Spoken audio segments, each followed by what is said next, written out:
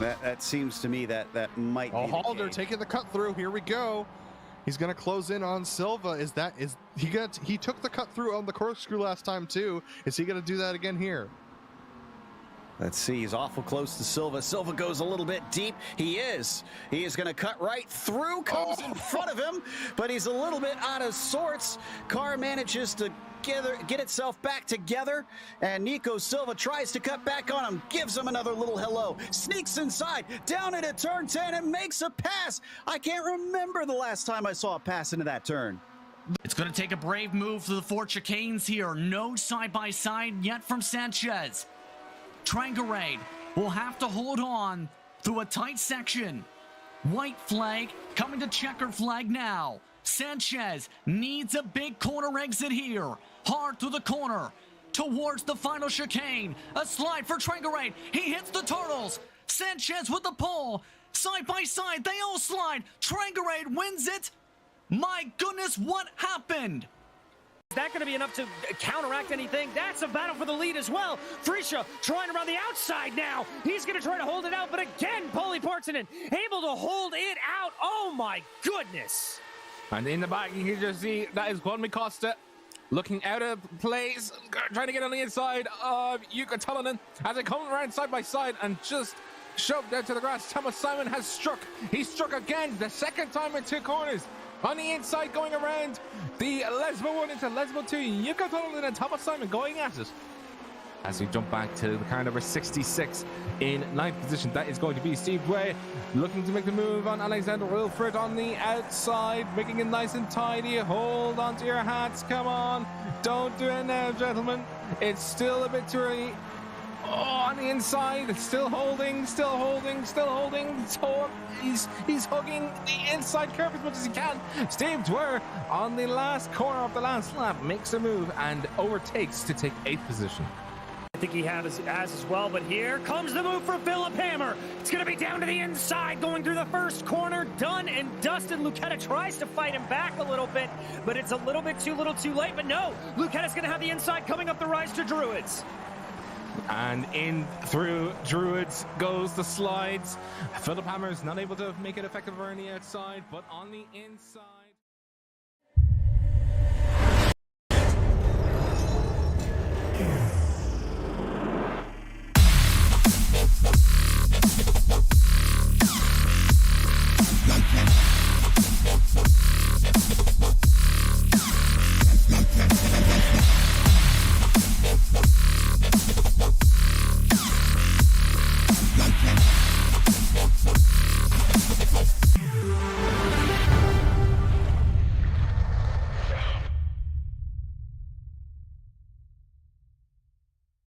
Hey there, I'm Nicholas Dubois, co-founder of Advanced SimRacing.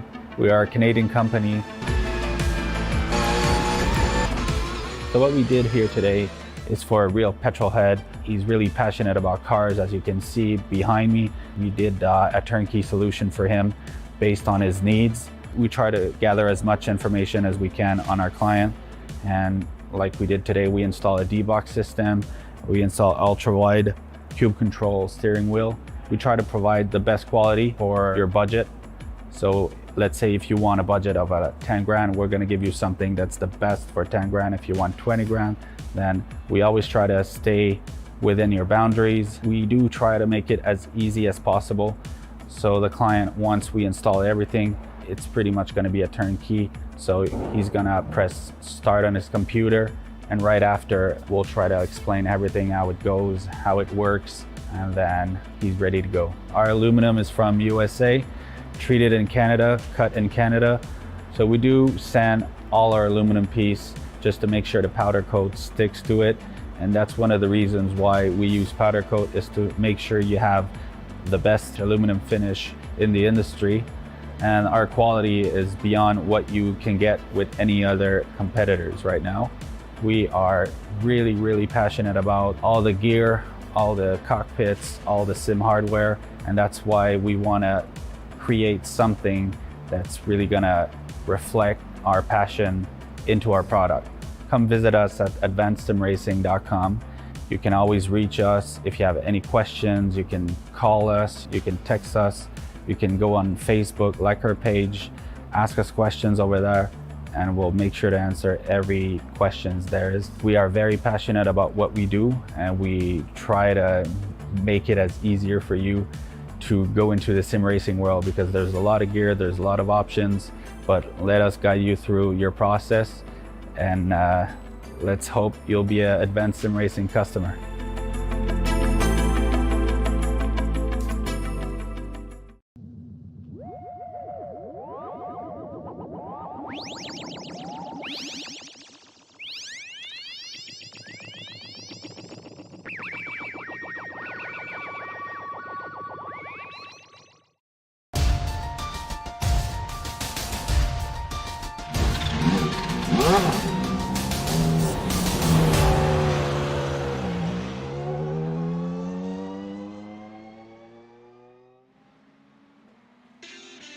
While the first round allowed us to watch both series take on the same track, tonight we split up not just to two different venues, but two entirely different countries.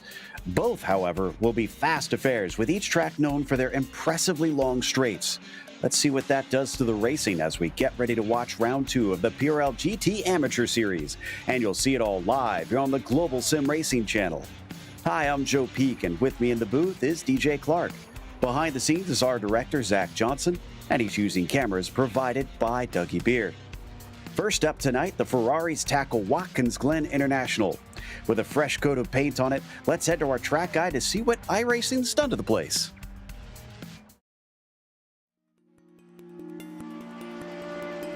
Welcome to Watkins Glen International. Situated in upstate New York, just south of the Finger Lakes, this track has seen it all. Few road circuits can boast hosting Formula One, IndyCar, NASCAR, and IMSA during its history. Though it did have a brief fallow period in the early 80s, thanks to the investment of local companies, it's grown into one of the premier road tracks in the U.S. With 4 layouts to choose from that range between 2.5 and 3.5 miles in length, lap times can vary greatly. But it also means it's suitable for lots of different levels of racing, from amateur to pro. The one thing that stays consistent no matter which car and which layout you're using is that Watkins Glen means speed. Many of the straights are very long, and the majority of the corners are fast sweepers. Some of them include a surprising amount of banking as well. Combine that with the proximity of the barriers, and this historic circuit retains a very old-school feel.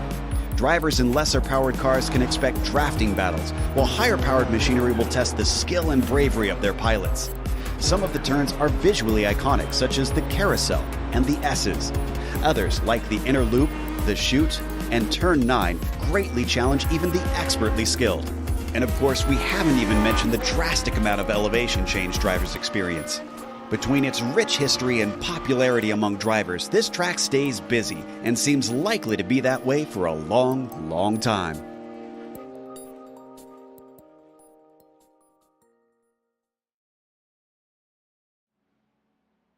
With all the beautiful new details that iRacing's put into this place, DJ, will the drivers have time to focus on the race itself? Well, let's hope they do, Joe. But one way or the other, it is still a tricky track around here that requires a lot of patience to get right, particularly the second half of the track, really from the chute on down. You've got to be very, very late on the throttle, very easy to spin the tires and spin the car out. Now, the new updates that iRacing has made on the track makes it so that you've got to be a little less aggressive than you used to be able to over the curbing, specifically going through the inner loop. That's an area in particular, even in these GT3 Ferraris, you've got to be very, very careful. However, overtaking opportunities, well, they are aplenty around here. Going into the inner loop is a great one. We've seen some battles going into the chute and into the toe, and because a little bit of the new redesign and the paved runoff on the exit, the heel has now become a pretty prime overtaking zone, so look for areas all over here. Should provide plenty of good action tonight, but before we get to that, we want to remind you that our broadcast is brought to you by ASR. Owned and operated by passionate sim racers, Advanced Sim Racing designs and builds the sturdiest and most durable aluminum profile racing simulation cockpits available in the market today. Visit them at advancedsimracing.com. Tonight's broadcast is also sponsored by RaceLab. RaceLab helps you to improve your driving skills. With modern overlays, race statistics, and native VR integration, you can get the best out of iRacing. Start using it now for free at RaceLab.app. Today's broadcast is also proudly sponsored by ButtKicker. ButtKicker products add an incredible immersion and realism to any game. Feel every nuance and truly put yourself in the driver's seat. Check them out at thebuttkicker.com. And finally, the PRL GTM series is brought to you by NinjaTrader. Ready to compete against the financial markets? Supporting over 60,000 users across the globe, NinjaTrader provides award-winning trading software and brokerage services. NinjaTrader is always free to use for advanced charting, backtesting, and trade simulation. Visit them at ninjatrader.com to get started with a risk-free trading simulator and start tracking your performance. We've got one round down, and as we were out visiting Knock Hill, well, Eric Luke saw fit to try and take the victory on the first time of asking. However, Tommy Brisson used the bonus points to keep up with him and is tied up at the top, at least on points, but with the victory in Eric's hands, he, of course, comes out on top on the countback. Paul Wildridge, Owen McLaughlin, and Baron Glover round out your top five there, and we'll keep an eye and see if anybody else is able to poke their way in without Jonathan Wager here in this season. We have a teams championship with some rather colorful names, DJ, on some of these teams this season. Yeah, we really do, Joe. Eagle Vision Racing, one of the more normal ones, but Eric's merry band of morons is only about 10 points behind them with Improper Racing Team, about 5 points back of them. VHR Racing, well, they're still in a good scrap there, 8 points back. And then Team Beef, 35 points back of the leader. They'll have a little bit of work to do to catch up and get into that fourth place position. Guess the answer to where's the beef is fifth place. So as we head over to the race details, it's pretty standard fare for the Ferrari Challenge Series, race 2 out of 10. It's a 35-minute sprint race, but there is a pit stop for fuel that they will have to take. They cannot go to the end without taking a stop to get a splash out there. There is a drive-through penalty at 13 incidents and a disqualification at 17, and that will be important because of those paved runoffs at this track. There's the bonus points that they are able to grab, including the pole position, which is being contested right now as drivers are just starting on their first flyers. Many of them have hopped out there as soon as possible because they only get 4 laps, and it takes a bit to try and circulate around here with just under 2 minutes, so you really can't dilly-dally. No, you've certainly got to get on it, and the drivers that look like they are just trying to put everything they can in. With as hot as the track conditions are, though, Joe, I imagine these drivers are going to want out and get out as quick as they can just in case it continues to rise up here. We'll have to see how it goes. Indeed. Looks like Mark Feil is going to be our first one to be able to set a time. It's been pretty toasty with 104 degrees Fahrenheit on the track surface. They've gotten some cloud cover in the practice session, but as we've come over to qualifying, it looks like we don't have too many that are covering the track right now. I'll have to poke my head out the window, see if there are any forthcoming, which I'm sure the drivers are hoping for. But up the hill, up into the heel of the boot, Mark Feil. Let's see if he can get this one right. Plenty of leeway off to the outside now with that paved runoff. If you do get it wrong, but it's not fast necessarily. And now he comes back onto the main track. Yes, he does, moving out of that boot section, and that is one of the trickiest corners on the track, that turn 9 area right there. Pretty easy from here on out, just a little bit of brush braking in these GT3 machines, but you want to carry as much momentum as you can through those final 2 corners and really get it right to maximize your speed down the start-finish straight. And the first one across gives us a 1:46.4. Now we wait for the others to come through. Looks like Larry Krupp into third as Brisson goes quicker. And now Eric Luke up to the top with a 45.4. And it looks like he only has 12 thousandths over Tommy Brisson. That battle from the first round is carrying on. It certainly is. As there you can see Don Bowden lining in behind them. That time for Mark Feil still handing out pretty well. Charles Sumner in 7th, Baron Glover in 6th. 2 guys that we're used to seeing on the oval side of things. And Owen McLaughlin putting in a good time to come home in P4. Wonder how many drivers we'll see struggle to try and get a clean lap. Has certainly taken a lot of curb there. Was File for a moment as we look at Tommy Brisson in his yellow and green number 43 coming down into the chute. This is one of the few places where they have not added any sort of paved runoff since the last time iRacing scanned this place. So it's pretty much still narrow and punishing if you get a little bit off through both the chute and the toe, but now it'll start to open up once again. Right now, it looks like Tommy's about a 10th off of his best time, so I don't think he's going to improve unless he finds something here on the second half of the lap.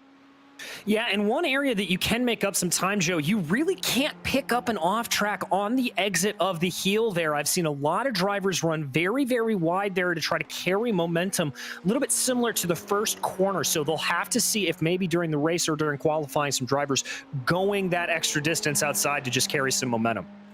Right now, telling me 3/10 off of his best time. Let's watch just in case. Sometimes the scoring can be a little bit off, and no, he is not going to do it. 45.8 will not improve for him. Eric Luke has that lap discounted, so he must have had an off track. And Don Bowden is coming through. He's a ways back, and he's not going to go quicker. In fact, Baron Glover just pipped him into third. Yeah, great run there for Baron Glover as we're also seeing there just all these times start coming on in. There is on your screen, I believe that is Owen McLaughlin, able to come up to P3, a good time there for the number 90 machine. We're down to the final 4 minutes of this race, so drivers really have to start focusing here. Blake Ziti finally gets one in, 47.143, only going to be good enough for 16th for him. Dave Peterson doesn't improve. And I see Matthew Plante coming around. We're just waiting on Rafael Beaufil, David Hebert, and Matthew Plante to put times on the board. Otherwise, 24 drivers have already set something competitive for us to go by. And out of the heel of the boot, or toe of the boot rather, Brian Hoskins in 7th position brings that 520 up to the right-hander. And then there's a little bit of a rise, you can see, where it crests up into the tricky turn 9 that DJ was talking about. Right now, he's about half a second off of his quickest, though. And Gary Weaver just went up to 5th place with a great improvement, almost a full second. Well, that's what can happen sometimes here, Joe. You just get into a good rhythm, specifically coming through that boot section, and you can really take it away. Hoskins here coming out of that final corner, trying to carry some good speed. Let's see if the 520 is able to improve. I don't think he's going to, and indeed, he's going to be off by about a half a second. But Beaufil comes in on the first lap in P11. Looking to see if we've got anybody who's close to improving here on my timing tower. And most of them are farther down, which makes sense, honestly. Those up at the front seeming to struggle in these latter laps. And in fact, most of them are on that final flyer. I think Owen McLaughlin is just about to finish his lap in the number 90 right now, but he is well off of his best time. So doubt this will do much for him. Yep, indeed, that was a slow one. He must have had a spin or something there.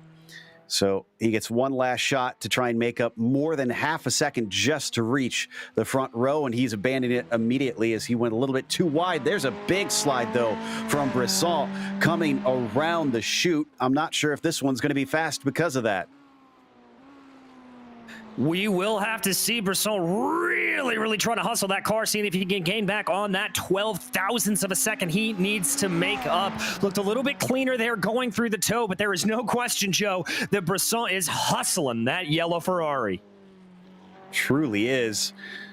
Think we've got a couple in front of them that are able to get around to at least complete one more, but not start a final flyer, unfortunately. David Hebert is now the only one that needs to set a time, so this is going to be his only shot, and he's coming around the final corners. We watch Tommy come up to that last turn.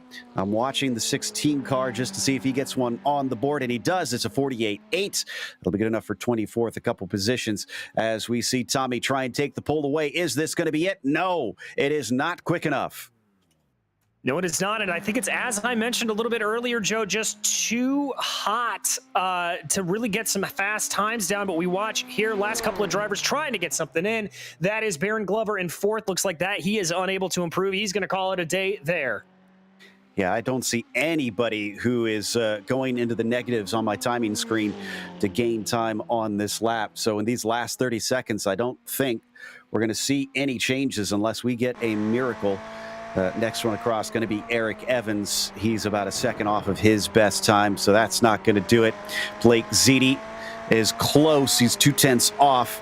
Don't think that'll do. No, he does improve. My goodness. So Ziti goes up to 20th with a 46.9. That's a nice little touch-up from him. Pim Luth abandons his final lap, and the qualifying session finishes. So with that, looks like Eric Luke takes the bonus with the pole position here, as Tommy Brisson will be starting to his outside to try to carry on that battle. Owen McLaughlin will be third, as Baron Glover will be P4. Then Gary Weaver, excellent job in qualifying here. He'll start from fifth. He had a bad finish last time due to a controversial contact in the final corner back at Knock Hill. Pim Luth will be to his outside. Don Bowden will be in seventh, and Ryan Burdick in eighth. Then it is Mark File starting ninth and Brian Hoskins in 10th. It's going to be Matthew Plante in 11th, followed by Dave Peterson, with Rafael Bofill and Charles Sumner making up row 7 behind them. Glenn Vanko will be 15th, followed by Roy Brown in 16th, with Leif Hellberg and Larry Krupp in row 9, and Eric Stout in 19th, and Blake Ziti in 20th. Peter Lee starts 21st today with Eric Evans in 22nd. Julian LaRouche will be P23. David Hebert starts 24th. And then we've got Giselle Rabouilly and Keeley rounding out your 27 car field. Everybody managed to get a representative time in, thankfully. We do have one on board today, and that is Gary Weaver in the number 75, starting from 5th place. Here we see Gary ready to go. Looks pretty calm and unimpressed about things right now, so hopefully he can keep that as the race carries on. We haven't even started off behind the pace car yet, so there's still some time to go before we get rolling. Yeah, indeed. And Joe, you know, we haven't really gotten a whole big chance to talk about it just yet, but this first corner here, the 90, can be absolutely brutal in any kind of car that you get out on track. It is a true 90-degree corner sweeping downhill, and as a result, it's a little bit harder to brake for because the weight of the car is pulling you down the hill and wanting you to accelerate a little bit more. So it's a very tricky braking zone, and these drivers are going to have to be very, very careful to avoid any kind of big kerfluffle going into that first corner. And let's not forget that in the previous version of Watkins Glen, that first turn only had a 1X off to the side. You could use as much of that runoff as you wanted, just had to avoid the little bit of grass. There's no grass now, but instead iRacing has replaced it with a slowdown penalty. So you want to avoid abusing the exit of it. You also do get a 1X if you go too far over the curbs off there. So that can discount a lap, but that's really more of a worry in terms of either a penalty during the race or deleting your lap during qualifying. And the drivers head up through the S's. One thing I found interesting in recent time that I wasn't aware of until maybe a few weeks ago as I was looking over this track because of the fresh paint that iRacing put on. That little divot that you see in there, there used to be a chicane in the middle of the S's for a few years. I think it was the early 80s that they ran that. Just got a little too quick through there, a little too dangerous for a brief time. Color me surprised, Joe. I would have never, ever known that. So you learn something new on every GSRC broadcast, I guess. And on to the backstretch. This is where we're expecting a lot of the action to take place, the slipstreaming, but this is the version with the inner loop, so it's a little bit shorter of a straight than what we see in a lot of the vintage series that race here on the Global Sim Racing channel. But usually we talk about not wanting to go side by side into this little bus stop style chicane. Is it still the case with the new curbs on there, or is it a little bit easier to try and carry the speed through? It's about 50-50, Joe. You're able to get a little bit more of the curbing, but it'll hit you a little bit harder if you go offline. And so you've got to be very, very careful. Depending on how the suspensions are tuned a little bit, if they're a little bit softer, you may be able to take it. But if you're running a more traditional, harder suspension, stiffer suspension around here, it can really throw off the weight of the car as you try to get aggressive over those curbs. So it's still pretty much a one-way street going into the bus stop, although I have seen some drivers in GT3s get a little bit more aggressive with it. But if you're running through there in a prototype or an open wheeler, you do not want to be too wide. Indeed, and you see them now heading down through the chute. There's some more of that cloud cover. It still hasn't done a whole lot to alleviate things here in upstate New York. It's 104 Fahrenheit, 40 degrees Celsius, as we've seen for much of today. And it is pretty close to the middle of the day here with just shy of 2 p.m. virtual standard time here in the sim. So not expecting that to lessen, especially if the sun keeps coming out and beating down onto the pavement. The good news is that it is a pretty fresh pavement out there with the repave, so it's not too bumpy. It's just going to be a little slick. Yeah, exactly. And that slickness, that slippiness is going to be really the word of the day. Trying to keep all 4 tires pointed in the same direction.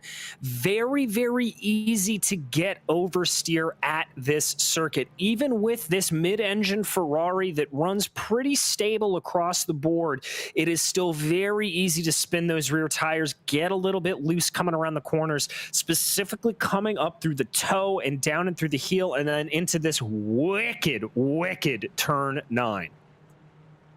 We saw a lot of drivers make mistakes at Knock Hill in the opening round, but that is a track where the drivers don't really get fast enough and there's enough runoff that not many of them hit something and ended their race. Not so today. The walls are very close in a lot of spots, and it's a fast track. So it could gobble up a few more drivers than we saw in the opening salvo here for this season. Hopefully that's not the case, and we'll see plenty of the 27 drivers finish and see the checkered flag. But there's now 35 minutes to go to see that checkered flag as Eric Luke leads them out of the final turn, and the Porsche pace car ducks into the pit lane. Luke is on it, and the green flag is out. We got a challenge for second place as Owen McLaughlin tries to take a peek on the inside of Tommy Brissall coming down into the 90. Are we going to be clean through, or a driver is going to have to take off into the runoff? We got a spin back there. Zappo Phil potentially. It looks like he has come to a halt without hitting anything. Everybody behind looks relatively safe. I think that was actually Pim Luth, Joe. He just got his left side tires out onto the grass, and that spun him around. A little bit shades of Daniel Ricciardo a couple of years ago at the start of the Australian Grand Prix. But up front, it is Eric Luke trying to streak away from Tommy Brissall, and Owen McLaughlin hanging on to the back there. Already into the inner loop for the first time, and most of them are getting single file into this one, though there was a few side-by-side drag races up to that braking zone. Otherwise, you're right, Pim Luth was the one, and he's the only one that has seen major difficulties up to this point. Yeah, indeed, as we see everybody working their way around here. Good little battle in the back for fifth. That's Gary Weaver and Baron Glover. Weaver trying to get the move on Baron Glover, going down into the toe, but nothing doing there. A little bit of a run now behind him from Don Bowden, who's going to get aggressive as they make their way down past the mini straight. Bowden looking to the inside, but decides to back out of it before they hit the braking into the heel. Gary Weaver, again, looking for a good finish today with a decent one on hand back at Knock Hill, and was turned around in the final corner by a late dive.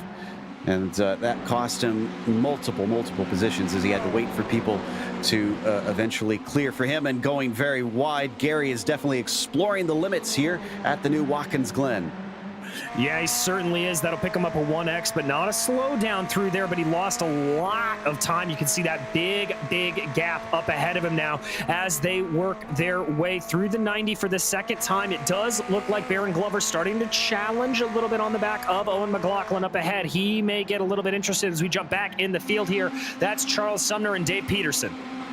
Some are being chased by Peterson, but don't forget about Blake Ziti. You see him in the deep blue car there, and he's going to have a huge tow because they're already at the top of the hill, and he's within a car length. Peterson doesn't defend. He'll leave the inside open. Ziti thinks about it. He sticks his nose in, and he outbrakes him. Behind him, more passing going on as Helberg goes by Brown. And you saw there Ziti's car get almost fully airborne as we follow back on that battle. Brown falling down there, obviously, as they work their way now down into the boot for the second time. Drivers here trying to be a little bit careful. Oh, Brown's got to be very, very careful with that. You do not want to take too early of an apex there. It'll spit you right back out, and you'll find yourself with a whole world of understeer. So far, we're seeing a few drivers more anxious than others to try and make some moves happen early. But as we, someone poking their nose to the inside there, coming down into the heel of the boot. That was Burdick being attacked by Plante, but the 21 not able to make that one stick. Now through turn 9, let's see if anybody loses some grip over this off-camber turn, and no, they hold it together. Yes, they do, but Plante looking very, very aggressive. They are trying to challenge for that seventh place position, rather. Burdick holding him off relatively well. Let's see how they get going here on the main straight. Separating out a little bit. Those final two corners will do that as Eric Luke sets the fastest lap of the race. Matthews definitely pulling away from those behind. You can see the gap that he's distancing between himself and Hoskins right now. That'll help him have a little bit more leeway when attacking. In front of Burdick, it looks like Bowden has caught up to Weaver once again, although he gets awful close to the outside wall through the S's. He uses his momentum to try to get to the left-hand side. They're going to go wheel to wheel coming into the inner loop, but Weaver breaks later, and he once again successfully defends. Indeed, he does. It's all about late braking there, Joe, into that bus stop inner loop chicane there. If you can be braver on the brakes, you will hold the position no matter if you are on the inside or the outside. Oh, and Weaver loses it in front of him. There's a big accident as well. I'm not sure if that's related, but it looks like Baron Glover got involved, and I'm trying to see who the other is. Owen McLaughlin, it looks like. Yeah, I'm not entirely sure at all what happened there, Joe, but cars just spilling out all over the track. You can see Baron Glover stop to the side. He's got to wait for the whole field to get by before he can try to get rolling again. Yeah, it looks like it was two separate incidents, and Weaver's almost happened first as he touched the grass and started to spin, but Owen McLaughlin spun on his own, and when he came back across the track, Brisson, not Tommy Brisson, Owen McLaughlin was there. Ooh. And just could not avoid it. Both of them take a significant thunk. Indeed they do, and that's a real shame. That was some great qualifying efforts there from Glover and McLaughlin, but back up front now, that gap has ballooned up to about 6 seconds, with Tommy Brisson just holding Eric Luke accountable, holding that gap at about 1 second right now. These two are the class of the field currently. Up through the S's with that major gap behind him. Don Bowden gets promoted onto the podium at this point, but he'll have to hope for something miraculous to do any better than that third place. You can see them actually getting mighty close in the background there. That's Burdick, who is still chasing. Burdick backs out of it, though. He breaks early. And Matthew Plante is behind him, along with Brian Hoskins. If you're wondering what happened to Weaver, he recovered in 9th, but he definitely lost a few spots with that half spin. Yeah, he certainly did, and so that's going to reset the order here, but still plenty of time for these drivers to get everything collected back under him. Weaver, as you said, back in 9th. He does have to get around Rafael Beaufil. There you can see him, and that is a nice little train in front of him. He's been able to pull a bit of a gap right now to Glenn Vanko, so that will give him some breathing room. He's just got to focus ahead right now. Here we hop on board with Gary. And yeah, that looks discouraging just looking at it, how tiny Beaufil appears in front of him, but maybe he's got the pace to start to chop away at that as he leans into the curve and follows this train of about 6 cars in front of him. Yeah, doing that sort of signature iRacers lean, and the fact that both Phil is so close behind File and Hoskins up ahead of him, that's going to be some solace to Gary Weaver. That's going to be a bit of a battle, and I think that'll slow down both Phil just a little bit, and he'll hope to see some side-by-side action between the two, because that means he'll be easily able to catch up back behind him, as we've got side-by-side right up ahead. Looks like Plante to the inside of Burdick, and he gets the job done down through the 90. But now Ryan is allowed to fight back with the slipstream on his side. He could have an easier time trying to retake the position. Let's see if the Teal 21 fights hard to retain that spot. Burdick going off to the left. He's got the run, but he's going to have to be very brave on the binders through here. Does he dare? Oh, he wants to try and stick it in, but he decides not to. Indeed he does, and Hoskins there getting very close behind him as well, getting very, very close behind Burdick. He may have a little bit of a run here going down into the boot, and this is exactly the kind of action that I was saying Gary Weaver wanted to be seeing, already starting to close up just a little bit as courtesy of these battles. Yeah, it's getting a little tight here, just close to the mid-pack now outside of our leaders. Nobody attempting to pass down into the toe of the boot, jumping a little bit farther down. Vanko just ahead of Blake Ziti. That number 50 took a little bit of a peek, couldn't quite make it stick, but he doesn't lose time either. No, and that's exactly the kind of move that you really want to be doing through some of those corners. If you're not as close behind as you'd like to be to really make the move, just go out and fill out. Ooh, as we've got a car around there, that that's Mark Gassell down in 26. That is some massive damage through the chute. Ooh, yeah, he must have hit something. Trying to check and see. And, oh, yeah, he actually hit twice. Once on the outside, once on the inside for good measure. And that's why you see the car crabbing so badly. Here it is right here. He's just going to drift wide, clip the outside. Well, do more than clip it, I guess. Slam the outside and then drift back across. And Joe, that is that understeer that I talked about going through that corner. You get on the power just a little bit too early, and that sends you around. Now, this, I believe, is Owen McLaughlin coming back Parks out. Yeah, just parked it. That car not healed enough. Thought maybe he could get going, but I guess the handling was not to his liking, and he's back in pit lane once again. 26 drivers are still out there. I suspect that's going to be 25 because Giselle is taking his sweet time trying to crawl back to pit lane. In fact, I'm hoping he gets there before our leaders start to approach into the boot section here for the likes of Vanko, Sumner, and Peterson. Yeah, indeed. As we focus back there on that little mini battle, Sumner doing a good job to just hold in there, currently in 12th place. Vanko right ahead of him. Looks like Sumner had a little bit more speed mid-corner, but he may have gone a little bit wide. Oh, that's the number Burdick. 2. Yeah, he has had a big problem coming out of the toe. He's trying to get a clearing, just about gets it going in time. I don't think he had help on this one. I think this was all on his own. Unfortunately, that causes him to fall all the way to 22nd. That's a massive loss for him, as I believe he was in 8th place before his little spin. Yeah, that's going to be a big, big demoralizing blow as we now focus back on Charles Sumner. He's losing a little bit of touch with Glenn Vanko ahead of him, and instead Dave Peterson back in that number 35 Wounded Warriors Project machine is starting to catch up a little bit on Sumner. I think he may be under a bit of assault. Yeah, that was Dave thinking about a move down into the 90. Thinking about it, but not able to execute. Peterson stays sitting behind. Vanko, like you said, has himself at about 0.6 of a second clear, so not under threat like he was before when we last checked in. Heading towards the braking of the inner loop, and I don't think Peterson's going to have a chance here, so he's going to need to get a little bit closer if he wants a shot at trying to overtake for 11th. In the meantime, it looks to me Don Bowden has closed in the gap to Brisson somewhat. Yes, he has. That gap was hovering at about 5 to 6 seconds. He's pulled it down to about 4.6, Joe. And I'm checking. Tommy had a sort of a slow lap. It was a 47.5. Trying to see, I think he may have had a mistake going into the bus stop here.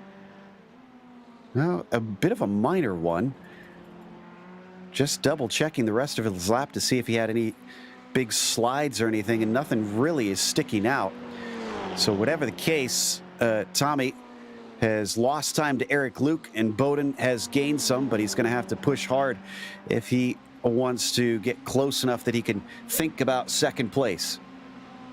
Yeah, he's really going to have to push, and I wonder a little bit if that is Brisson just trying to conserve. Oh, that is somebody way off in the background. I do not think that was a scheduled stop. That is Raphael Beaufil.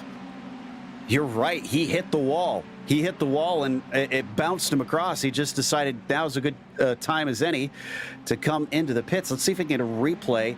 And he has a black flag. I wonder if he sped into pit lane. I've got to imagine he did, or maybe that was an unsafe pit entry as well. I'm not sure exactly what the rules are that iRacing picks up on it, but here is that replay. As you said, Joe, he's going to come through this final corner here, tags the wall, and right across. That's an unsafe pit entry. He joined after the yellow cone. Oof. Well, unfortunately for him, that will put him even farther back, along with the damage that he probably now has to repair. So we're seeing a few getting tripped up by the incredibly punishing Watkins Glen International. Meanwhile, coming back to Charles Sumner once again, he is clawed back forward to Glenn Vanco, and in fact, he might have a good shot here into the heel of the boot. This is a great exit for the orange number 98.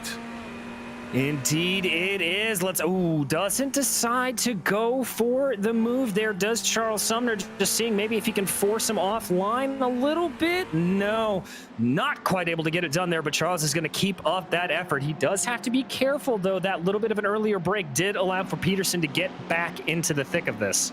I'm curious every time I'm looking at Vanco's paint scheme now. Did you have a chance to try Portillo since we last spoke in round one? I have not, Joe. I am a bad commentator. Before you take off, I highly encourage you to do so. But the 29 continues to retain 9th place. And Charles Sumner is going to have to get closer than that to try and attack. He's using every inch he can coming through turn 1 to launch up the S's. And in fact, I think this is a much better run for that green and white number 98. Here we go. He's got the speed. He's going to look around the outside with a defensive move from Glenn down the backstretch, forcing him the long way around. But now they are neck and neck as they approach the braking. Glenn a little bit better on the brakes, neither one willing to give way. And it looks like Charlie Sumner is going to take this spot as Glenn goes a little bit off course. Wow, that was some gutsy stuff there from Charles Sumner, just absolutely sticking it out and making that pass work by sheer determination alone. And that's brought Dave Peterson into the fray right behind Glenn. And Leif Hellberg is slow. Leif Hellberg is slow coming off of the chute. And Roy Brown tries to attempt to pass around the outside, but I don't think that is likely to work there. He has to back out of it. Yeah, so he's going to back out of it and have to save that assault for another day. But, a little bit of movement there from Dave Peterson, maybe looking at a move on Glenn Vanco, but he thinks better of it as they make their way through the heel. Oh, but he got a great shot off the turn. Still not enough of a straight into turn 9, and they're all accordioning together here into that turn as Roy Brown slips the tires up coming off of the left-hander. That costs him a little bit of time. Now they separate apart once again. Who can get the shot down the front stretch? Glenn trying to carry as much speed as he can to get himself out of reach from Peterson. We got another car coming in. Beaufil, a second time, looks like he is pitting in once again. Yeah, I wonder if this is his official stop here, or if he's going to call it a day there. I think that damage and that demoralization of that little hit and coming off into the pits, he is just parking it. I don't see an official checkered flag next to his name yet, so I don't think he is officially DNF'd, but it looks to me like you're right that he is throwing in the towel towel at this point. Matthew Plante leading Hoskins, leading File. This is 4th, 5th, and 6th that you see on your screen. We are actually well within the pit window for these cars, so we could see some drivers decide to duck in, but nobody has that I can tell yet.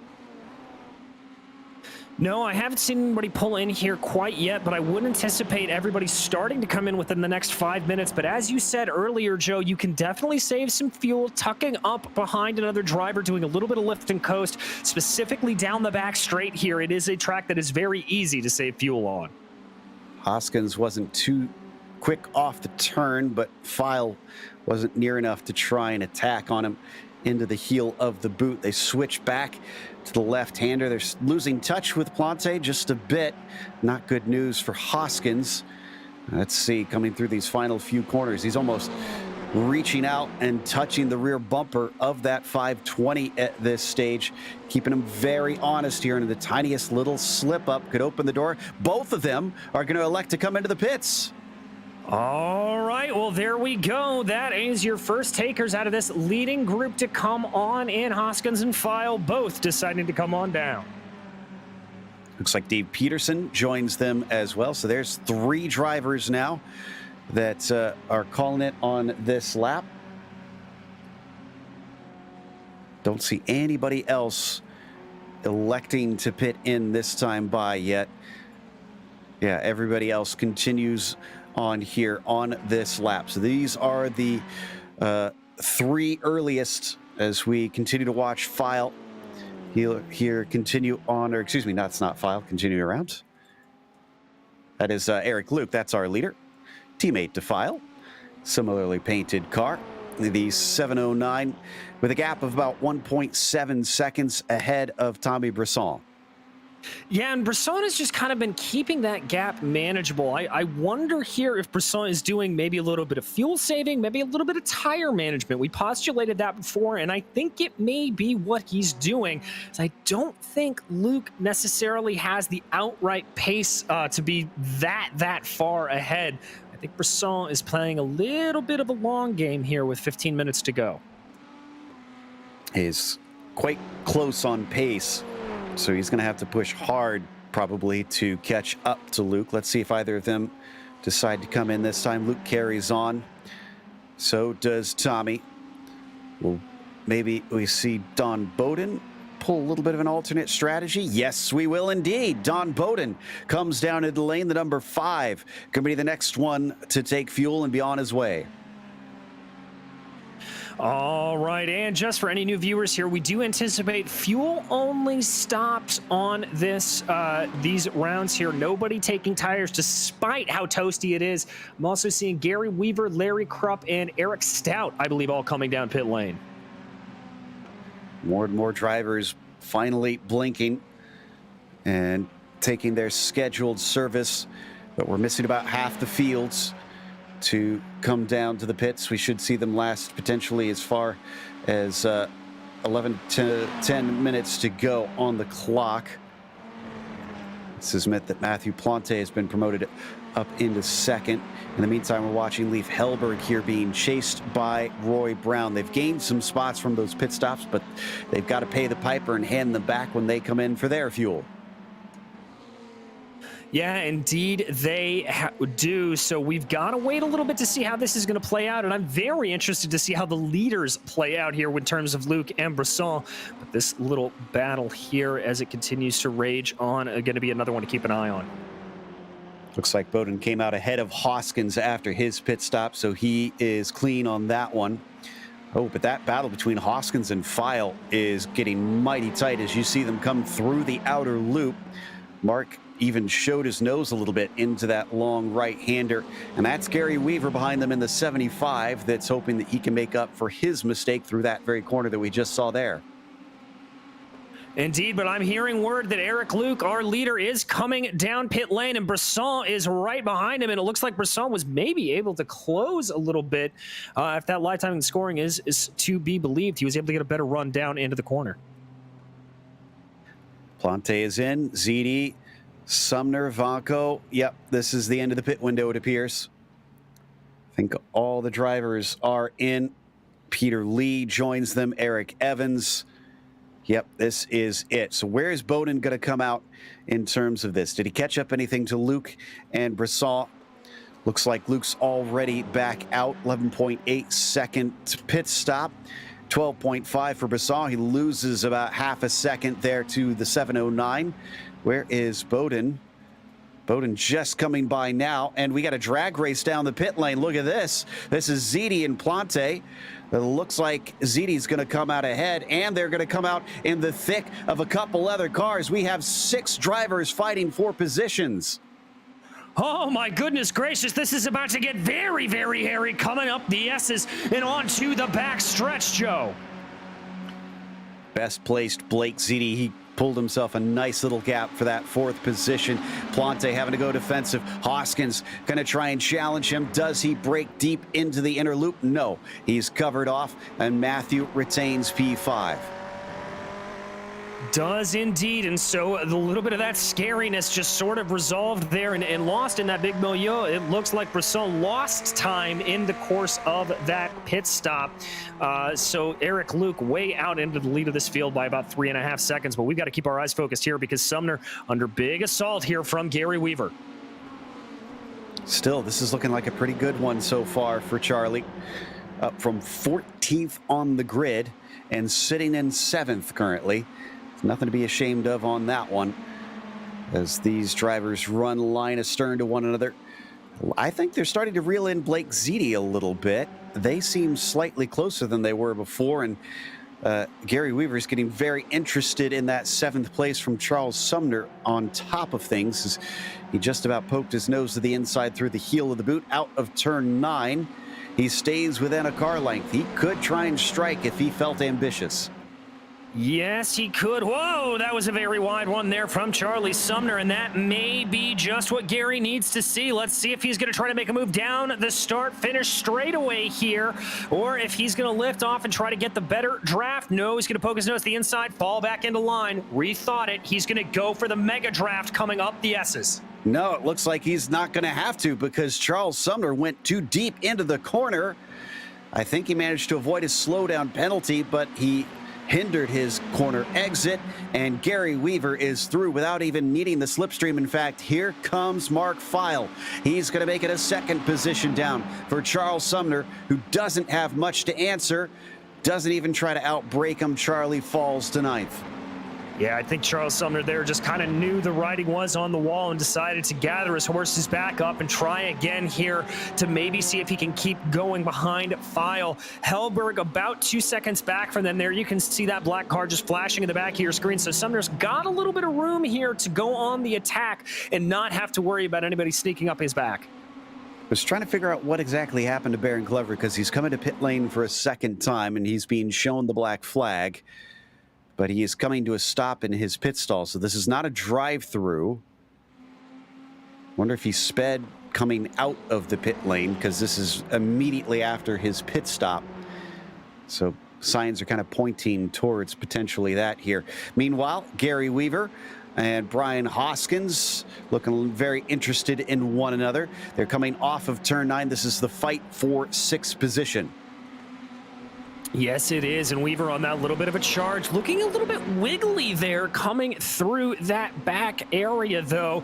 Let's see what he decides to do, see if he can force Hoskins to go a little bit wide here once again. Going to go side by side down the front stretch, inside belonging to Gary Weaver. And coming off the corner, oh, once again, looking fantastic there. Hoskins slow, and Mark Feil knows it. They've also got Charles Sumner back there. Watch out for him to try and get involved, especially if they go side by side, punching an even bigger hole in the air for him. And a look to the right-hand side from Mark Feil might do it just a bit, but not a lot. They have to hit the brakes before they can attempt to pass into the inner loop. Yeah, nothing doing quite there. You're going to have to set that up a little bit better, maybe get a better run out of the 90 or try to force an error here coming out of the boot. But what this has all really done is this has allowed for Charles Sumner to keep right in this battle. This has been one of the best fights that we've been watching for most of the race, just inside the top 10. where they've been tense and have been swapping back and forth, but it's been respectful racing out there, coming off the toe of the boot. File making sure that Hoskins always has to play chameleon and keep one eye in that mirror. Yeah, indeed. It's a little bit of having to play chameleon here for Hoskins, looking ahead and looking behind. So he's going to have to be very, very careful about it to not make an error in trying to attack too hard up ahead of him. Oh, and that's Gary Weaver off. Once again, a mistake of his own making. This time he did catch the wall, unfortunately. It looks like he's able to carry on, but the car is no longer perfect. You can see the damage on the nose from that one. He falls to 10th. Is he going to have to duck into pit lane? No, he's going to stay out. That's Glenn Vonko just behind him in the red and white number 29. I'm going to guess that he is going to have an easier time pushing through the air up the backstretch. Yeah, Vonko looking like he wanted to make the move into the 90, but I think he'd be better suited to do exactly what he's doing here. Just get a big dose of the toe and make the move at the top of the hill. 7 minutes left now, and yeah, this is looking like an easy pass for Glenn Vonko. Ooh, and a little bit of blinking for a moment from Gary Weaver just to add to the frustrations. Glenn is through. That's 10th place for him. Gary started this one in 5th place, but now he is outside of the top 10. Unfortunately, it doesn't look like it's going to make up for not kill all that much for him. No, I don't think it is. Just some errors here coming back to bite Gary Weaver as we tick down under 6.5 minutes to go. Yeah, that top 10 just looking out of reach for him, but we focus back on Hoskins here. File now all over the back of that 520. We've been watching these two for some time, as Hoskins has to watch out in the mirrors. 6 minutes left on the clock, so there's very little to try and do anything from here, especially considering the laps are about 147 to 149s for these drivers. Off of turn 9, Hoskins doing a good job soaking up the pressure at least. Yeah, we really haven't seen a crack or anything from Hoskins at this point. It's very, very impressive, especially with as much pressure as he is getting from behind from Mark File. So massive, massive kudos to him there. And there you see being chased. That is Plante at the front of that train.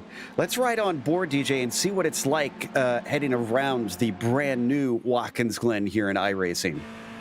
All right, well, we get a great angle here coming up the S's. Now, this is going to be flat out in just about every car you come to, but you still got to be a little bit careful around the curbs and then let the car just kind of slowly drift its way out to the left there. You can see up ahead File getting a little bit aggressive on that. Then you get down at the 100-meter board, hard onto the brakes, let the car ride up over the curbs, but not too terribly much. Now you let the car go to right about the middle of the track and bring it down into the corner, be late on the gas, getting onto it, and then put the power down to full speed to make the blast down here into the chute. You can be later on the brakes than you think, but you have to be later on the gas than you can imagine as you get the car back woed up. You don't have to bring it all the way out to the side before you now need to bring it back over to the left to get ready to go up the toe. Again, late on the throttle, late on the throttle. There you start to apply it and let the car roll up the hill and carry you out to the left side.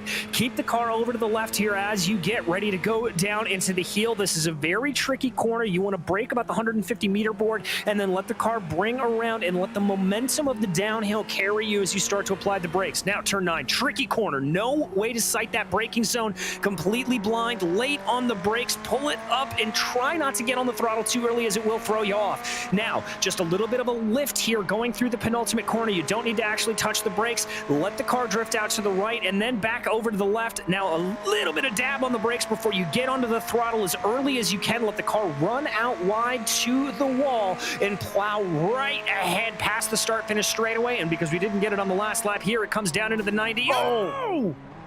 Into the back of him, Hoskins hits Plante, and File takes both of them because of that.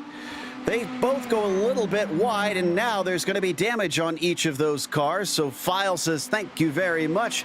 That'll be P5 for me. He's giving a bit of a tow on his way up. Here comes Hoskin hoping to try and take that one back forcing him to go defensive. Brian Hoskins and Plante, who wants it, and they go 3 wide, and they're going to come together. File gets spun around. Oh, no, that was always going to happen. I've got to say, Plante should not have been looking to make that 3 wide. You can barely make 2 go into that. There's no way 3 can make it work into the inner loop. That was a little bit overambitious, that's for sure. And that all started with that little hit down into the first turn. Suddenly it all erupted. Looks like it's not over, too, because being chased, Plante has Hoskins trying to challenge, coming down into the toe of the boot. Charles Sumner in that number 98 that you see as well, doing everything he can to try and get himself involved. This time across the line, it is going to be 2 laps to go. The defensive move moves back to the racing line there for Plante, and in the background, who's that trying to dive in? That's Hellberg. That is Lieve Hellberg getting a little bit interested, trying to make the move on Charles Sumner to see if he can do anything. Sumner back up into the top 10 after all of that playing out for him. So he is going to be right into the back of this. And Plante with a little bit of damage to the rear of that car, remember, if he's a little bit slower down the straights, that could open up a great opportunity not only for Hoskins, but for Sumner as well. Absolutely. That's at least what they're going to be hoping for. And he immediately covers off the inside this time. Doesn't want to be run into. Hoskins gets a little bit of an overlap. They brake hard down into the 90. That's going to slow both of them up, and Sumner knows it. He gets a better bit of speed off the turn, and he has to go side by side as they run up the hill. Slots back into line as he finds himself going a longer distance on the first part. Was that a brush of the wall there for Plante? It very well may have been, but Sumner doing the smart thing here, just trying to pick up as much draft as he can, but he's going to get boxed in by Plante, who is all the way down to the right of the track. There's the cut in. That's how you get a 3-way fight resolved there, boys. Plante continues to lead from Hoskins, but Sumner looking very aggressive on the back of that red and black Ferrari. They know time is running out. They know it's going to be the white flag next time by, and they have got a boogie as they come around and off of the chute. This is working out very well for Matthew on the 21. Look at the distance he's put between himself and Hoskins. Yeah, really and truly, he has been able to pull away there a little bit, and this is the penultimate lap, I do believe, so he will hope to be able to hold on to that gap as much as possible, but we have seen just how defensive he has had to drive on these last couple of corners, so I'm wondering if that rear wing damage, that's Hellberg trying to make a look down to the inside of Sumner, but that's not going to pay off, but it does send Sumner offline. Here comes Hellberg! Multiple cars drifting off and using that new paved runoff out there. And Plante retains the position. Looks like Hellberg ahead of Sumner now. Glenvanko giving watch on all 4 of them up ahead. Just crossing his fingers he doesn't get collected if they find themselves tangling. White flag is out. Final lap around. And once again, we see a big defensive move from Plante. And I think Sumner is in danger of losing another position. The red and white 29 sends it in very deep, maybe a little too deep. Yes, he does not get a good exit. Here comes Charlie back at him. But Charlie may have mistimed that just a little bit, depending on how he's able to get the draft coming up through the Estes. Here he goes. He's got a length ahead. Don't cut him off there, Charlie, as they now come their way through the right-hander. That is going to be Sumner fully in control of that position, but it's going to allow for Vanko to be able to come back and get a little bit of the draft, poke his nose to the inside. He's not going to do it, but that's Plante and Hoskins. They go single file. Everybody goes single file through the inner loop. Matthew holds on to 5th place, but just barely. Hoskins wants it, and he wants it bad. As they come down out of the outer loop. Once again, look at him covering almost every corner. He's very shallow. They're going to come together, and all 3 of them are going to pile into the outside. Charles Sumner moves up to 5th. Oh my goodness gracious, Joe. Absolute calamity coming through the chute there. All 3 of those drivers just getting a little bit over aggressive, and you can see what happens when that goes down, but we've got to come back to the leader. Eric Luke is going to make it back-to-back wins. Will he still be tied after this is the question. But regardless, he is going to be the top man today at Watkins Glen. Eric Luke, your victor, with Brisson following him home by about 3.5 seconds. Yeah, Brisson just not able to close that down, but how about Don Bowden able to come home in 3rd? A great run for him. Here's the remnants of that battle we were following, Joe, with the Vanko, Peterson, Weaver, Hoskins, Hellberg, File, all of them here just sort of running together. And something happened to Vanko.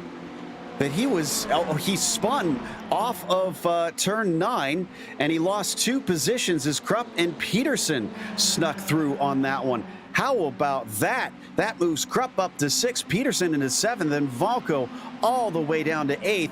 Gary Weaver only good enough for 9th in the end. Wow, wow, wow, wow, wow. This new Watkins Glen layout throwing a whole new wrench there in those final laps, Joe. Some fantastic battling. Loved watching that amongst the mid-pack. It did unfortunately got a little messy at the very end, but Charlie Sumner has got to pat himself on the back for that 5th place, and that's after a very good finish last night in the GT Pro-Am series as well. So it's time to go through our finishing order, and it was Eric Luke who took the top spot with Tommy Brisson in 2nd place and Don Bowden rounding out the podium. Blake Ziti somehow went from 20th to 4th without us noticing, as Charles Sumner went from 14th to 5th himself. Larry Krupp took 6th place, as Dave Peterson was 7th, and Glenn Valco finished in 8th. Gary Weaver fell from 5th to 9th, and then Brian Hoskins rounded out your top 10. In 11th, it was Leif Helberg, followed by Roy Brown with Mark Feil in 13th and Matthew Plante in 14th. Peter Lee was 15th, followed by Eric Stout in 16th. Pim Luth able to recover from that early spin to come home 17th, followed by Ryan Burdick and Aaron Evans, with Julien LaRouche rounding out your top 20. David Hebert was 21st with Nicolas Rabouille in 22nd. Sean Keeley is in 23rd. And the last one on the lead lap was Baron Glover. From there, you had Owen McLaughlin did see the finish, but he was 10 laps down in at 25th. Raphael Bofill and Mark Giselle were DNFs. So it looks like we've got Eric Luke with us. Let's talk to our winner and see what he thought of this one, because it didn't seem like he was all that bothered for much of it, although he didn't have the biggest of gaps back to Brisson for the entire race. Eric, congratulations on back-to-back wins to start the season. But it looks like Tommy is going to be your biggest competition here. I really, the pace Tommy had in practice, I really thought he was going to take that. I thought he was going to walk away with this. He had really good pace. He kept me pushing pretty much for the entire race. So hats off to him. I didn't have any time to relax, and I was waiting for him to catch back up to me. So I'm very grateful I was able to fend him off. Well, this is the first time GSRC is covering the new Watkins Glen. What's the verdict from the driver's perspective? Because we enjoyed it up in the booth. The funny thing is I have been complaining since I started racing the new Watkins, because all of my brake markers and turn-in points are gone. So it was like having to relearn the whole track all over again. So I've been joking with the guys about it, that I hate it because I have to learn the track all over again. But in reality, they did a really good job with it. It looks really good. It feels good. And hopefully it looked good for the show. Certainly looked pretty for us, and that win looked pretty dominant. Anybody you want to thank for today's victory? Yeah, big shout out to Apex Button Box, primary sponsor. Check them out at facebook.com/Apex Button Box, and Cloud Valve. I appreciate it, gentlemen. That was our winner, Eric Luke, and it looks like we have our 5th place finisher, Charles Sumner, who's doing a good job of climbing up the field in these road series, as DJ's caught up with him. I have indeed, Charles. That was a wild, wild run out there for you, but how was it behind the cockpit? You know, that was a lot of fun tonight. Yeah, it was really wild. It was a combination of having some really fun and great battles, especially with Glenn going through the bus stop, and then just trying to pace myself and not overdrive and heat up those tires at the same time. So that was a pretty sweaty 35 minutes. I can imagine it. And talking of sweat, talk me through those final couple of laps when the battle in front of you just sort of erupted and took off in front of you and took those drivers out and got you the 5th place. So that was a really wild and tight 5-car group we had there. Not that anybody was being intentionally dirty or whatnot, but I started seeing a little desperation happen. So that's why I wasn't afraid to kind of back off there, gave up a position or two to try to get myself in a good spot. And then I kind of saw at the start of the boot that that bump on its way. It looked, I forget who that was, kind of locked up a little bit. And I figured their direction they were going, my shot was aim for the grass, get through it. And hey, there we go. Well, it certainly worked out well for you. And I mean, obviously, we know you a little bit more from the oval side of things. And we haven't really got a chance to talk to you. How are you liking running and doing a little bit of turning right? Well, obviously, this being my first ever top 5 on the road, minus GT4, I should say. You know, it's one of those things. I just want to get more track time, right? We have tremendous road course talent on the oval side with Brad and Abner and Richard Regan and everybody. So it's like the only way to do it is get out there and run laps. So that was my goal with the Ferraris. And obviously, being the oval side, I'm very familiar with Watkins Glen. So everything just kind of came together tonight. I don't see many more top 5s in my future, to be honest, with as great talent there is. I know some things kind of fell my way tonight, but hey, I'll take it. Well, fantastic, my friend. Anybody you'd like to thank for this top 5 tonight? Oh, as always, a shout out to you guys at GSRC putting on tremendous shows week in and week out. To all the cast and crew over at the PRL to help organize all these leagues, and to all the drivers coming out and supporting and putting on a great show.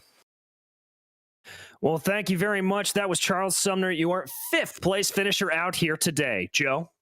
We got time for just a real short one here with Gary Weaver, who fell from 5th to 9th today. At first, it was looking like you were going to find some redemption from the first round there, Gary, but a couple mistakes looked a little bit costly.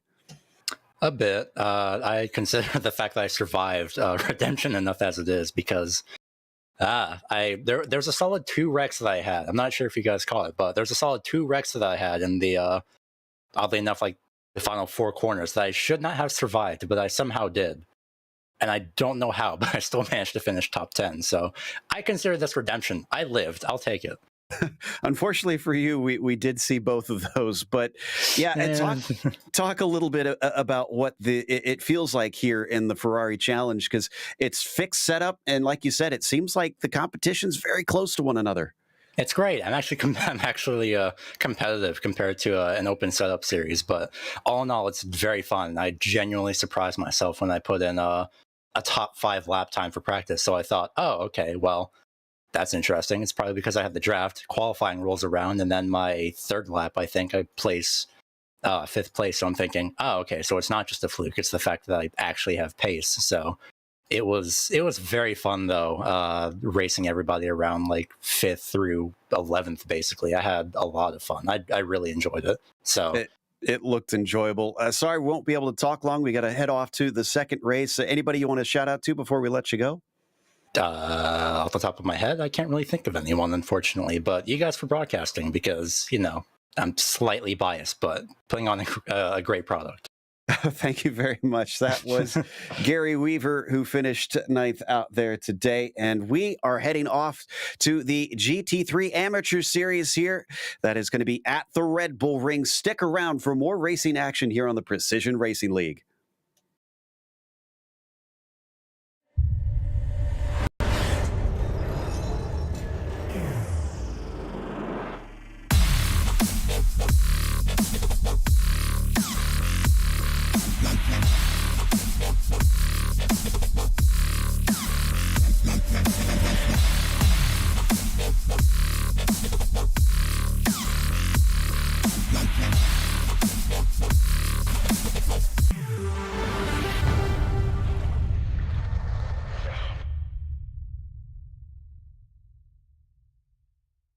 Hey there, I'm Nicholas Dubois, co-founder of Advanced SimRacing.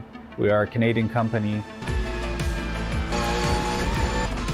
So what we did here today is for a real petrol head. He's really passionate about cars, as you can see behind me. We did a turnkey solution for him based on his needs. We try to gather as much information as we can on our client. And like we did today, we install a D-Box system. We install ultra-wide cube control steering wheel. We try to provide the best quality for your budget. So let's say if you want a budget of 10 grand, we're gonna give you something that's the best for 10 grand. If you want 20 grand, then we always try to stay within your boundaries. We do try to make it as easy as possible. So the client, once we install everything, it's pretty much gonna be a turnkey. So he's gonna press start on his computer, And right after, we'll try to explain everything, how it goes, how it works, and then he's ready to go. Our aluminum is from USA, treated in Canada, cut in Canada. So we do sand all our aluminum piece just to make sure the powder coat sticks to it. And that's one of the reasons why we use powder coat, is to make sure you have the best aluminum finish in the industry. And our quality is beyond what you can get with any other competitors right now. We are really, really passionate about all the gear, all the cockpits, all the sim hardware, and that's why we want to create something that's really gonna reflect our passion into our product. Come visit us at advancedsimracing.com. You can always reach us if you have any questions. You can call us, you can text us, you can go on Facebook, like our page, ask us questions over there, and we'll make sure to answer every questions there is. We are very passionate about what we do, and we try to make it as easier for you to go into the sim racing world, because there's a lot of gear, there's a lot of options, but let us guide you through your process, and let's hope you'll be an Advanced Sim Racing customer.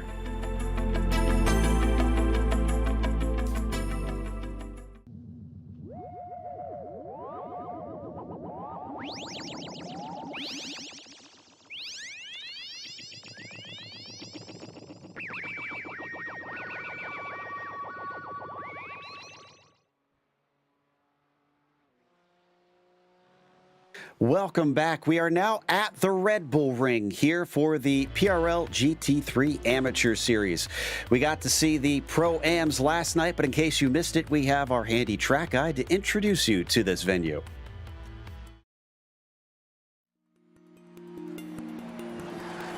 Welcome to the Red Bull Ring.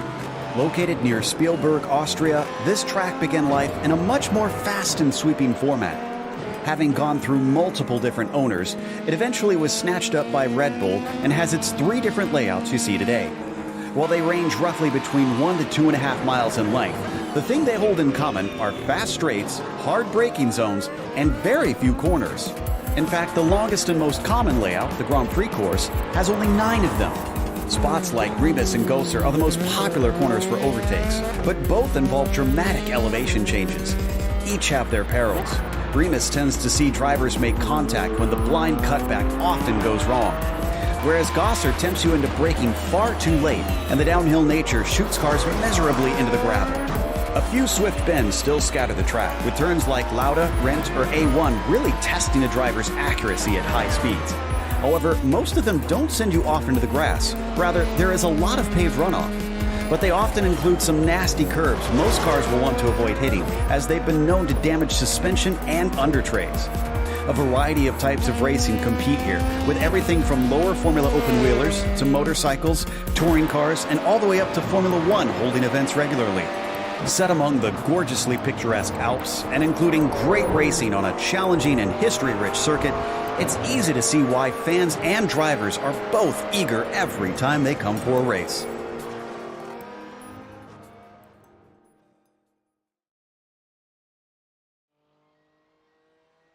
Well, DJ, from what we saw last night with the Pro-Ams, this is a very racy track, even for GT3 cars.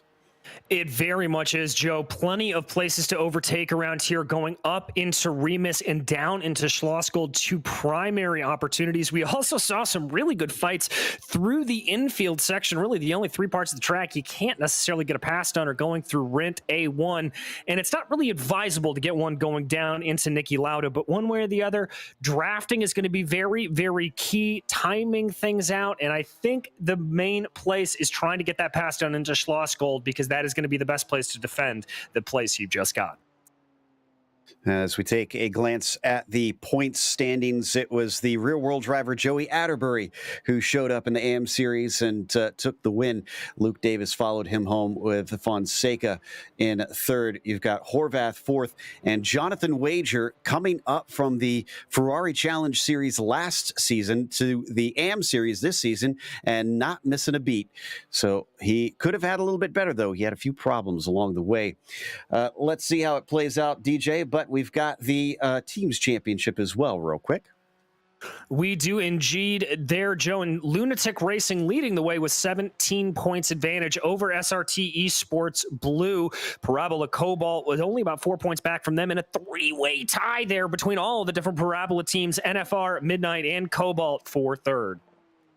As for race details, very similar to what you just watched with the Ferrari Challenge, except it's about 5 minutes longer with a 40-minute race, and it is open setup instead of fixed like we see with the Ferraris. But same penalties and same bonus points on tap for our drivers.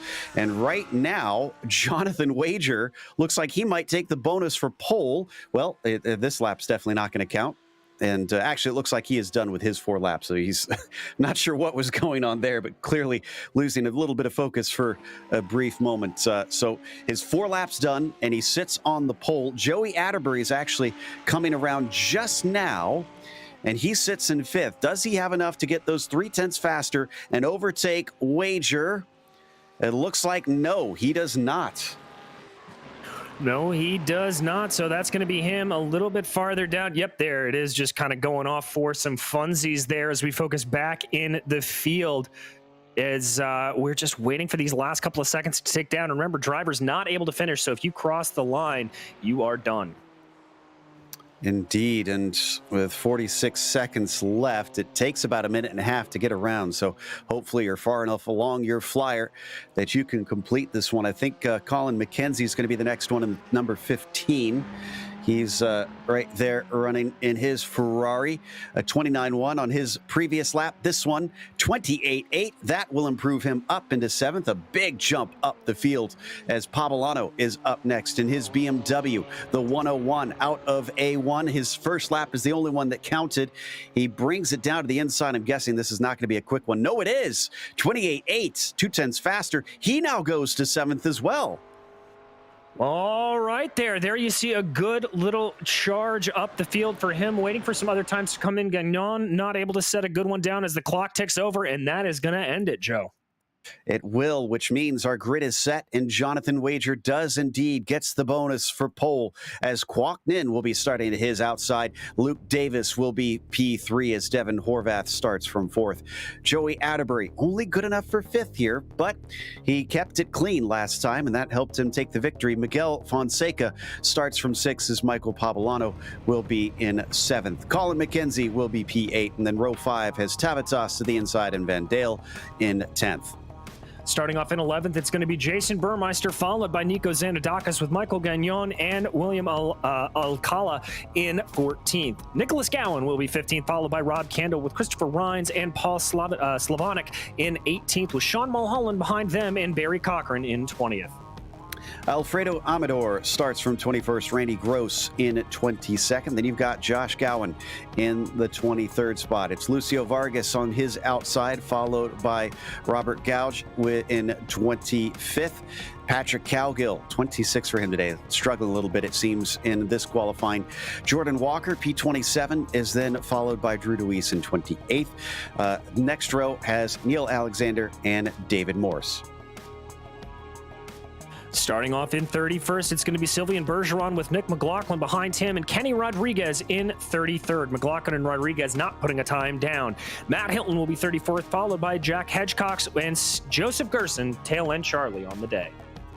Got a couple on boards here today. Kwok Nin going to be our first one, and up from the front row of the grid. So that'll be a nice view to watch. And instead of the Porsche, he's got a DeLorean in there. We'll see whether or not that allows him to time travel up one more spot or not. And if that helps him, or if it'll be like the real DeLoreans and is a bit of a bust. In the meantime, we've also got Carlos Fonseca out here, and he is going to be giving us Miguel Fonseca, excuse me, starting from 6th position in the number 13th, and a bit of a dark room with some nice lighting. Digging that sort of magenta he's got on his fans there with his tower. But we start to roll off, and it's a short pace lap before we get going for 40 minutes. Indeed, and always tricky to get in to Nicky Lauda the right way, so they're going to have to be careful, make sure everything gets absolutely perfect, because you do not want to have a big spin coming through that first corner. Okay, they've got 2 turns to go here out of Rint in A1. The Porsche pace car lets them go, and Wager actually swings to the outside as he accelerates early. We saw that in the Pro-Ams as well. And Jonathan Wager takes the green flag to lead the way for round 2 in the GT3 Amateur Series. We're getting some talk from Joey Atterbury, not happy about that start, it seems, over the radio. He falls behind Fonseca, and McKenzie almost manages to get by. Not seeing any wrecks out of Lauda, so it looks like we are safe through the first turn. Everybody keeping it nice and clean. A couple of draft battles starting to develop, though, as they work their way up the hill towards Remus. That's a BMW poking its nose to the inside on a Ferrari as they work their way up the hill. Big clobber of the curb. That's not going to help things out. Oh, we got a couple spinners. Alcala is backwards, and it's a traffic jam now. Gagnon is in there. Look at them have to come to a halt just to try and pick their way through, and that was disastrous for a number of drivers, but thankfully it doesn't look like hits were hard enough to DNF them. No, it looks like everybody's able to keep back and going, and indeed that McLaren weaving a little bit. Oh, he's got a meatball flag. He has a meatball flag, so he is going to be forced to come down pit lane. I spoke too soon. That is sad to see. Looks like Slavonic might have one as well. Yeah, Paul is going to have his car sent to pit lane, and Ferrari off track a little bit there. Is that Slavonic, actually? No. Well, Slavonic is off for a second time, actually. The 528, we're going to see him here in a second as he breezes by. There you see the red and white machine eventually able to get it going. Bit of a messy first lap, unfortunately, for our drivers. But up at the front, Wager takes that Audi around to lead the way. Kwok Nin and the BMW giving chase with Luke Davis holding third, but barely, because Horvath is starting to threaten. He is indeed, but I don't think he's going to get the move coming up here into Remus, and indeed they're going to stay single file. It's all about getting the turn right here. Looked like a pretty good corner there for Kwok Nin, but he loses a little bit of time to Luke Davis behind him. Pretty much throw a blanket over these about top 4 or 5, Joe. They're very close. Breaking down into Schlossgold now. Trying to catch the binders without the wheel snagging and dragging along the inside. It looks like they all managed to keep from smoking the brakes there. But the top 6 basically line astern here on lap 2, with it having Wager leading Nin, Davis, Horvath, Fonseca, and Atterbury. Indeed, and I'm getting the sense here that there's not a lot of aggression from these top drivers, just very content to sit back and wait. We jump back in the field here. This is Pablano and Danik Van Dale in dueling BMWs here. Colin McKenzie right ahead of them in that Ferrari. They've got to be a little bit careful, though. Ethan Tavitas, that's a little bit wide there on the exit of Rent, but he is threatening as well. Sitting in the 10th position currently, giving chase, see if he can gain on them, and Kwok Nin just set the fastest lap of the race, interestingly. And Horvath just lost third to Luke Davis. Or no, excuse me, they are still in the sime position. Apologies. My timing and scoring changed around. Oh, but Atterbury is having some problems, or no, he's making an attack. He's going for the inside of Fonseca up into Remus, and he's going to be able to at least get past, but the job's not done yet. No, it's not, but he will have that preferred inside line going down into Schlossgold, so that'll certainly help him out. But there, the track kinks a little bit. That'll favor the McLaren. Atterbury's just got to be a little bit later on the brakes here, and indeed he is, and he is on by. So the Lamborghini back to where he began this race. That cost him some time. He's about a second and a half behind Horvath now. So he's going to have to turn up the wick, see if he can keep up with those leaders. Really doesn't want to lose touch at this stage. Drivers really pushing the limits as they kick up some dust through the infield portion. We've got a number of drivers who are still taking repairs after that opening incident. We come back to Pablano once again with Van Dale. Just applying a little bit of pressure. Oh, in front of them, going very wide. That was Fonseca and the pink and white McLaren, and allowing McKenzie to gain time on him. Yeah, indeed, and that's going to open things up there as Quacknin again setting the fastest lap of the race. It looks like Fonseca is able to hold it out here a little bit, but I think getting past there by Joey Atterbury just may have thrown him off his game ever so slightly. Just trying to find out where the incident started from the first lap. And it looks like Xanadakis and Alcala involved in that one as we go side by side into Remus, where we saw that opening lap accident, but this time managing not to get into one another. Van Dale and Pavolano carry on through, but it's Van Dale with the advantage. And it looks like the inside and a nose ahead. Oh, a little bit of a switch back. He leaves the door open for Michael. Michael going to try and outbrake him. He does manage to get inside of him down at the apex. Not sure that he's going to have it, though. And, oh, a car spinning off in front of him. That's Devin Horvath. Oh, Horvath, I'm not sure if that was contact or if he just cooked it a little bit coming around Schlosskold, but one way or the other, he is around at the exit of that corner, and he's going to find himself falling down the order. Looks like he's going to settle in about 12th or 13th. After what was looking like a podium for him, it just all fell apart. So he's at least going to be able to keep going. And Pavolano has got a spot. So does Van Dale because of that little spin. So Danik into 7th, Pavolano into 8th. Let's take a look at the replay on lap 1, though. As don't think these two are going to have a change of position at turn 1. Indeed, they do not. So Xanadakis is the one we're looking for into turn 1 on lap 1. Or turn 2, rather. Someone heading into pit lane on the replay. Yeah, we're looking for the 07 making contact, I believe, with Alcala on the first lap is what we're looking for on that one. Those two made contact. Alcala got spun around, and everybody had to really take avoiding action. Yeah, so this is the run up the hill, Joe, and you can see everybody just kind of jostling around for position to the best of their abilities. And then this is where that spin is going to take place, and everybody going to take it. Oh, contact 1, 2. Oh, and that was just a spin in sympathy there behind. Yeah, but look at how much it clogged things up. Drivers amazingly didn't have too bad of a time keeping out of trouble, except for, I think it was... Gagnon, who wound up getting the meatball flag from that one, along with Slavonic.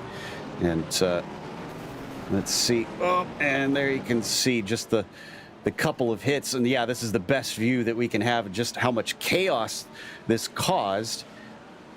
Good heads up by everybody, just finding an opening and slowing up and carefully pulling past the stopped cars. But in the meantime, as we come back live, Wager is ahead of Nin by only half a second. Quacknin keeping him honest. They've dropped Luke Davis since the early laps to the tune of 2.5 seconds. Yeah, they really have. It is starting to be a little bit of a runaway two-way battle between these two, Audi versus BMW out front. Quacknin just trying to hold on here. Not sure if he's maybe doing a little bit of fuel saving, if he's just waiting to see how this is going to develop, but he is not letting Jonathan Wager run away here. Which is good for us, bad for Wager. But Jonathan's been trying to make up for the missed podium that he had back at Knock Hill. He was running in those top 3 spots for some of the race and then slipped up and could only get himself back into 5th. A lot of drivers slipped up, though, so he was not alone in that one. The problem that we saw a little bit earlier for Horvath also allowed Joey Atterbury up into 4th, but he has really lost ground on the top 2. He's a full 4.5 seconds behind the leaders currently.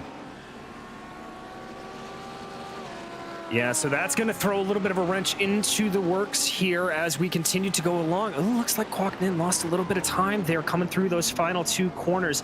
Doesn't entirely surprise me. The Audi a little bit more nimble. I expected. Whoa, there's a big spin in the back. That looks like Fonseca, or no, excuse me, not Fonseca. That's Joey Atterbury.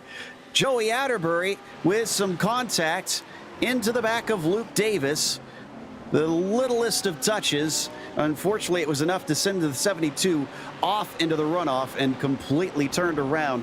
So Davis is down to 10th. Atterbury It falls to, nope, Atterbury's in 10th. Looks like he gave the position back to Luke. All right, so a little bit of a mission there. Let's go back and check out this replay and see exactly what happened. This is Atterbury closing up behind Luke. The way this looks, I've got to think that this is just a braking miscalculation. Yeah, that may have been actually a little bit of ghost contact, I think, by the looks of it. But great sportsmanship from Atterbury there. He didn't have to slow up because he gave away multiple positions just trying to give that one back. And it was costly, but then it was even more costly for Luke Davis, who had no choice in the matter. But they carry on, and now we see Colin McKenzie promoted into 4th place and Miguel Fonseca into 3rd. Yeah, so that's going to change the order around a little bit, but Fonseca now a whopping 9 seconds back of our leader, Jonathan Wager and Kwok Nin. So that is very, very hard for this trailing pack to try to make up. Just seems like drivers are having a tough time trying to limit the mistakes out there. We've seen not just these two, Atterbury and Davis, have a bit of a problem, but it looks like Horvath has dropped well down into 11th as we get a little bit of a side-by-side into the corner there between Fonseca, McKenzie, Pavolano, and Van Dale. But Fonseca retains 3rd, McKenzie back and 4th, Pavolano in 5th. Yeah, and that really is that battle between Pavolano and Van Dale. I would have thought Pavolano would have been able to streak away a little bit more here, but Devin Horvath now the one, or Ethan Tabitas rather, now the one behind there in that Porsche, starting to look a little bit threatening on Van Dale. Oh, a Matador has had a spin. He gets it going, but he falls all the way to 25th. There you see the smoke clearing after he whipped it back around. But he was in a very close fight with DeWeese for a brief time, and it just went south for him. And he's now towards the back end of the field. Yeah, and very easy to do. That was a spin. It looked like coming out of Remus. Is there we focus back on the lone Ford in the field. That's Neil Alexander and Sylvain Bergeron as they work their way through the infield. And we're watching DeWeese now, who's still got a battle on his hands. Nick McLaughlin in front of him in the 62. Coming through the final 2 corners, he looks a little bit more tidy than that 62 car. And coming off the final turn, Drew DeWeese could have a shot if he feels daring. One of the few Ford GTs out there running this season, trying to overtake a Ferrari. And this Ford versus Ferrari is not going to go the way of Ford, as McLaughlin is able to rebuff him. Yeah, and again, it's very tricky to get that braking maneuver done down into that first corner up into Niki Lauda. It's not as heavy of a braking zone as you really anticipate it being. I think he would have had some more luck if he had waited to get up into Remus or down into Schlossgold. Takes a narrower line, though, and that's going to pay out the contact. Oh, and that's going to send one of them into the wall. It looks like Drew DeWeese gets a little bit of damage out of that one. He tries to limp back onto the circuit as multiple cars stream by. Looks like Walker, Cowgill, Gerson, and Morse all get through. A few more as well. Looks like Robert in the 151 and Vargas in the 710. He's got a meatball flag. The car looks like it is a little bit out of sorts. So that's a pit lane entry unscheduled for the 23 now. Yeah, and that's a bit of a shame to see as we jump back up into this battle up at the front with Luke Davis and Devin Horvath. I think it was a little bit of a kick up of the dust there up ahead from Joey Atterbury as he tries to chase down Nico Xanadakis. Everybody's staying in line right through here, waiting to see what happens. It looks like we got it on board with Horvath now, giving us an extra perspective on his recovery with his other drivers that had problems right along with him. As we were watching this, don't need to go to it, but McKenzie got by Fonseca for 3rd finally along the front stretch up through Remus. This shows you just how much elevation change there is through this corner.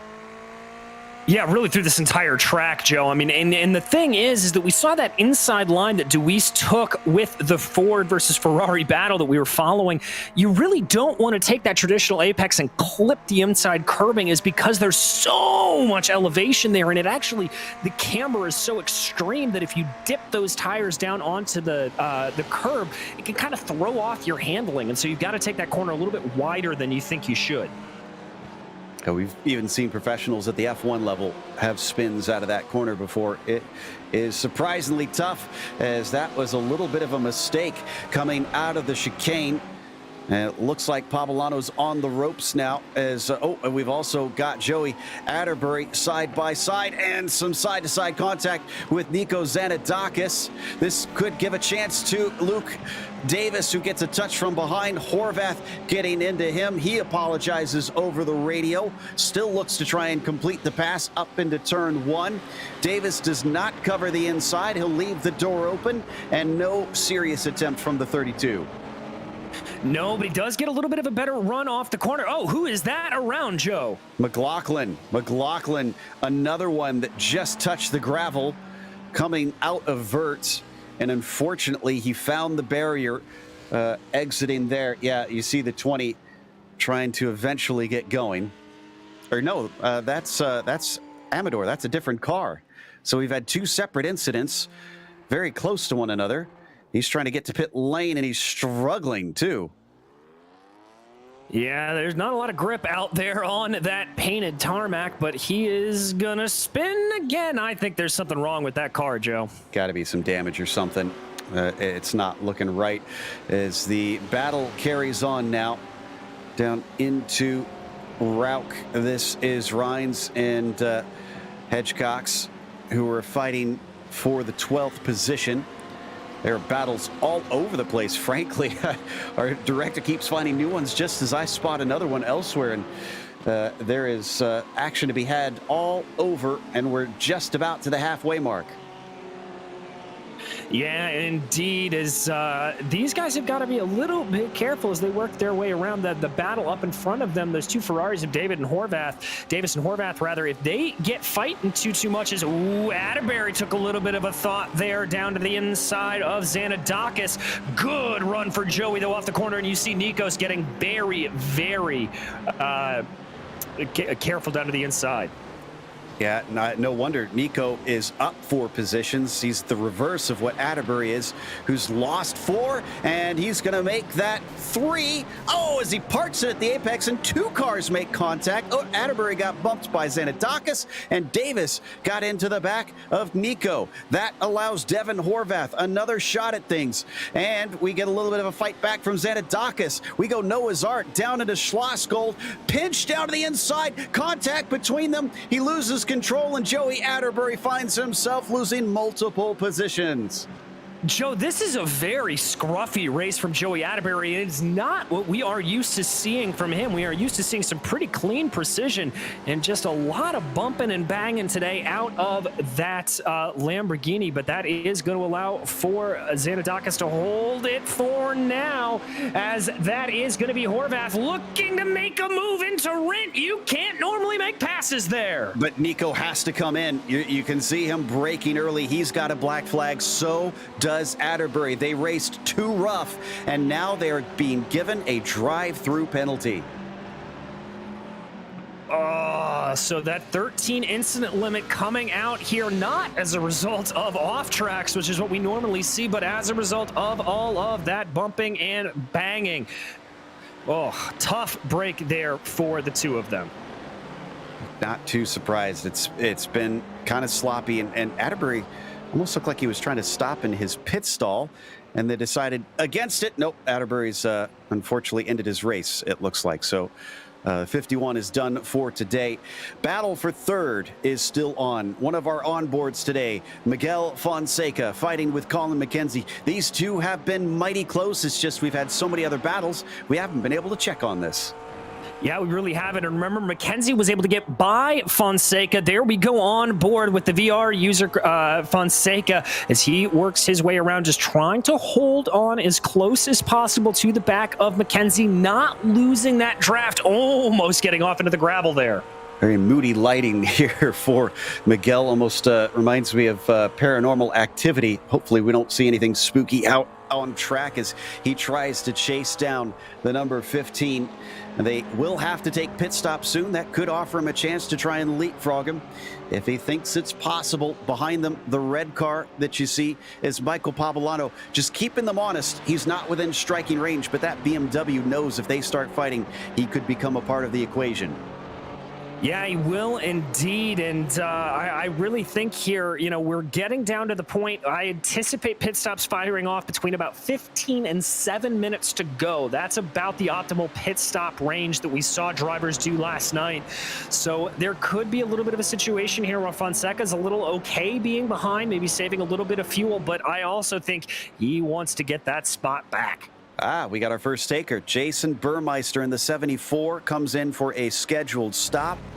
He's somewhere in the mid-pack, so he's going to get his service. He should be able to complete this race with ease.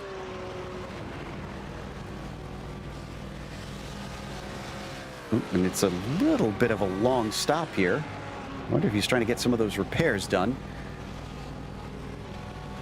Yeah, this is a very long stop. I'm not seeing the black flag next to his name, so this has got to be repairs related. Somebody else is exiting. That is Slavonic, who is returning after many laps of repairs.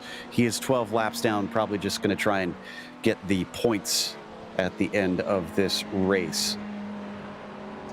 Yeah, and indeed, and for our new viewers, drivers need to complete 50% of the race out here to be able to pick up those points. So that's why he is coming in and out of the lane like that.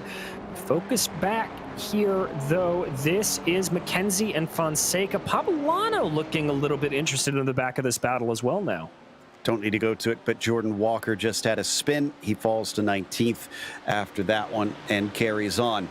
But coming up into Remus, looks like Mackenzie's keeping himself far enough away that Fonseca is not able to do much about it. You're right about Pavolano. He's cut that gap down by a little bit since we last looked, so he does look quick. Last lap for him, a 29.1. Fonseca, 29.7. That was about half a second faster. Yeah, it was, and I thought Fonseca was having a pretty good run there, but I think Pavolano's just got the car ready to go. Could also be that BMW just feels a little bit better, gets a little bit lighter. The setup works better on a lower tank of fuel, so that could be part of the conclusion there as well. I also haven't talked about it other than the fact that Wager didn't have as good of a finish as he could, and we mentioned that Atterbury won.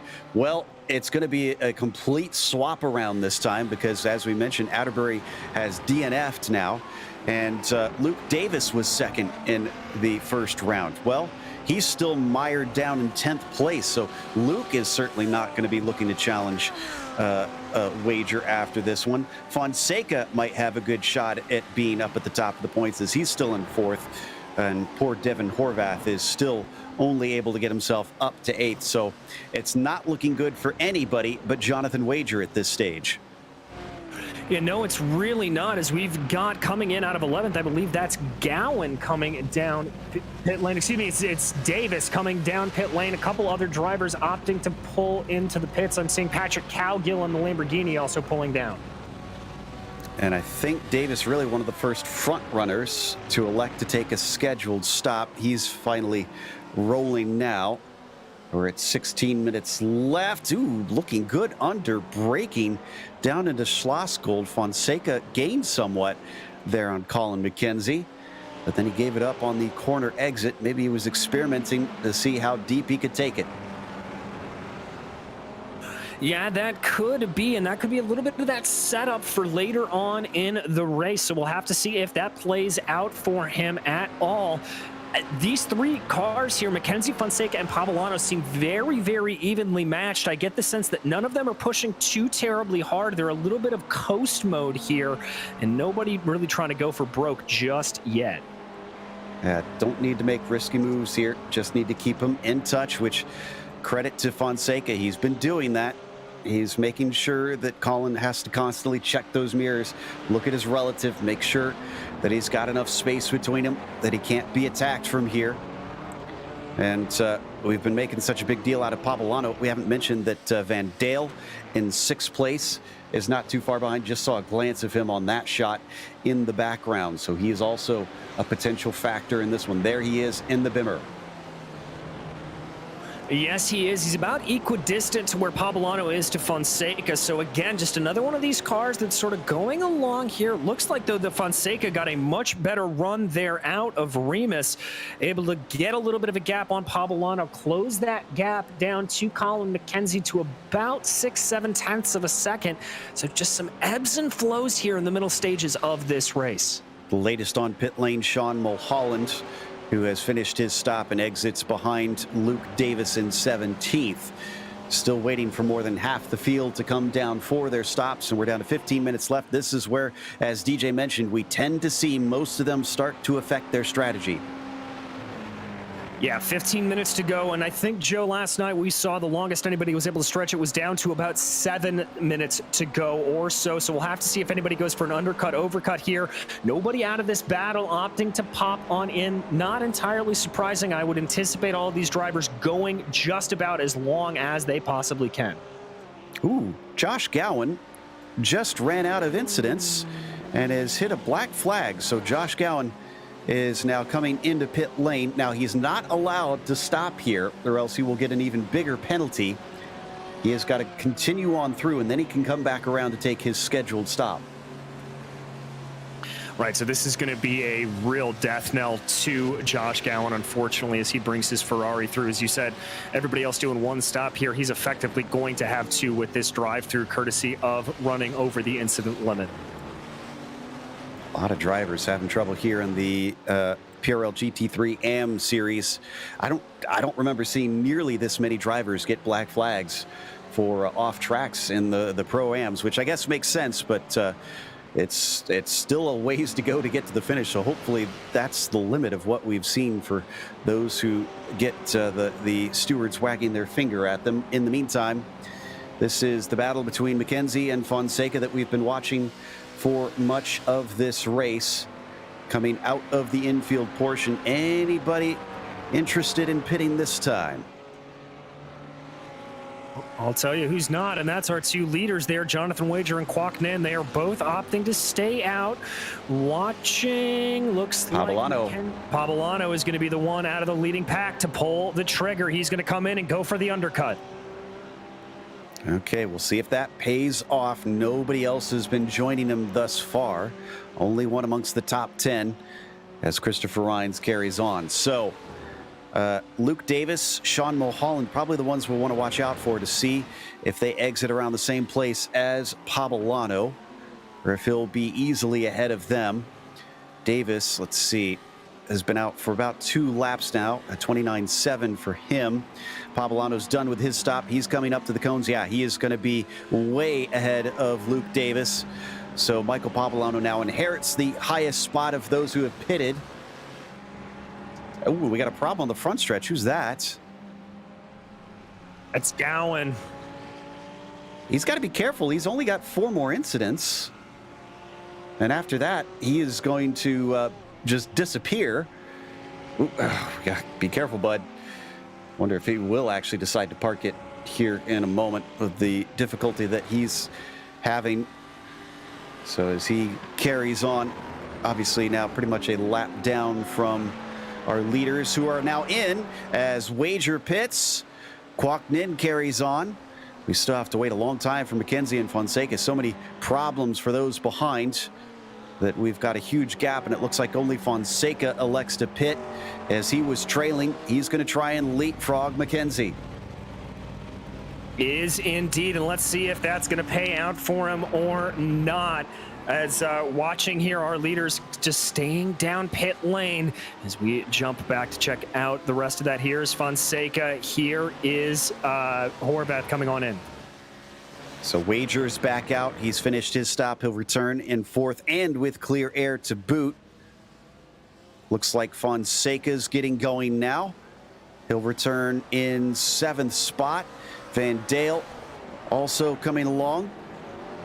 And once again, clear air, it appears, for the pink and white McLaren. This is Van Dale, and that's Pavolano. And Pavolano slots in just behind him. Defensive from Van Dale? No, he goes back to the racing line.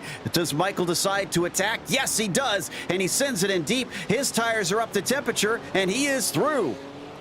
But Van Dale looking for a little bit of the crossover there, trying to will that car forward the best that he can. If he can get just a little bit alongside, he'll be able to have the preferred line going into Schlossgold. Pavolano sees it coming, though, tries to give him a little bit of a fade, and indeed, Van Dale has to back off, seeing if Pavolano there can overcook it, but no, Pavolano has got that position back. Nicely done by the 101. Kwok Nin finally gives up the lead that he inherited. He pits in. McKenzie is in. Tavitas, this might be the end of the line. Looks like Horvath pitting. Hedgecox. Yep, I think we've reached the end of the pit window. I think we have indeed. There goes Jonathan Wager streaking on by as Kwok Nin just now finishing his service to come back out. So that is going to be a comfortable advantage for Jonathan Wager, able to gain some more time over the course of that pit cycle. Yeah, and even Kwok Nin really doesn't have much to worry about behind him. Colin McKenzie gets going. He's in the battle with Fonseca. That's going to be tight. Here comes Fonseca right now, and he did jump him in the pit stops. Fonseca onto the podium. A nice job there for the McLaren driver. That 13 up and ahead. McKenzie's going to try to fight back, and Joe, this is where I think the gloves are going to be off between these two. They are going to push like nobody's business. Miguel can hold on to this, and he goes wide through Remus. That's not good. That allows McKenzie to reel him in a little bit. But if Miguel holds on to this, it'll be his third place in a row. Not sure where that's going to put himself and Wager in terms of points, since Wager will go from 2 behind to 2 ahead in each of these. So they come out of Schlossgold. Yeah, McKenzie is raring to get this one back. Yeah, he is. He is really pushing that car here, trying to will it forward to the best of his abilities. The gap is only about 0.5 of a second. You see the flames spitting out the back of that McLaren as it wants to do a little bit squirrely there coming out of the infield section. He's got to be careful not to push too hard, both of these drivers, as if you get off into the gravel there, it'll send you spinning right around. In the final quarter of the race, we've lost a handful of them. William Alcala, Rob Campbell, Matt Hilton, Michel Gagnon, and Alfredo Amador are all officially out of this race. A few others are taking repairs in pit lane. So not sure if they'll be able to return before this is over. Once again, a little bit off the apex. Miguel does not look like he is running well here. No, he really doesn't. He looks like he's running a little bit scared, and I think McKenzie knows that full well. Trying to maybe look around the outside, forcing Fonseca to go defensive. That outside line can sometimes work out in spades, but that's going to be the over-under. A much better launch off the line for McKenzie, but Fonseca has it for now. He could strike, though. He's got the slipstream. Miguel knows it. He continues to cover off the inside. McKenzie goes back to the racing line, breaks as deep as he dares, but it seems that Ferrari does not have enough grip underneath it. Miguel retains third, at least for now. Exactly, and with only 7 minutes to go here, he's got to start to know he needs to get a move on. No real moves getting done here through the infield section. I don't anticipate that really becoming an option until maybe the last lap or two. Let's see if Fonseca, oh, again dipping a toe into the gravel. Here comes a run for McKenzie. Could we see the rare move into Rent? He's got the inside. It looks like he's not going to be able to fend him off, or will he? Miguel's going to try and carry the speed. They go side by side. It carries on into A1, and Miguel is starting to drop back. McKenzie almost has it done. He tries to cover him off, but no, he's not been given the clear yet. Will it go a third corner in a row, side by side? They're going to try and fight it out through Lauda, but this one's off camber, and Miguel finally gives up the ghost. My goodness gracious, Joe, you do not see passes through those final 2 corners, and Colin McKenzie putting on a clinic of how it's supposed to get done. Track position now in favor of the 15, but he's got to fend off Miguel. Remember, we saw Fonseca hold on to the back of him for, gosh, about 3/4 of this race.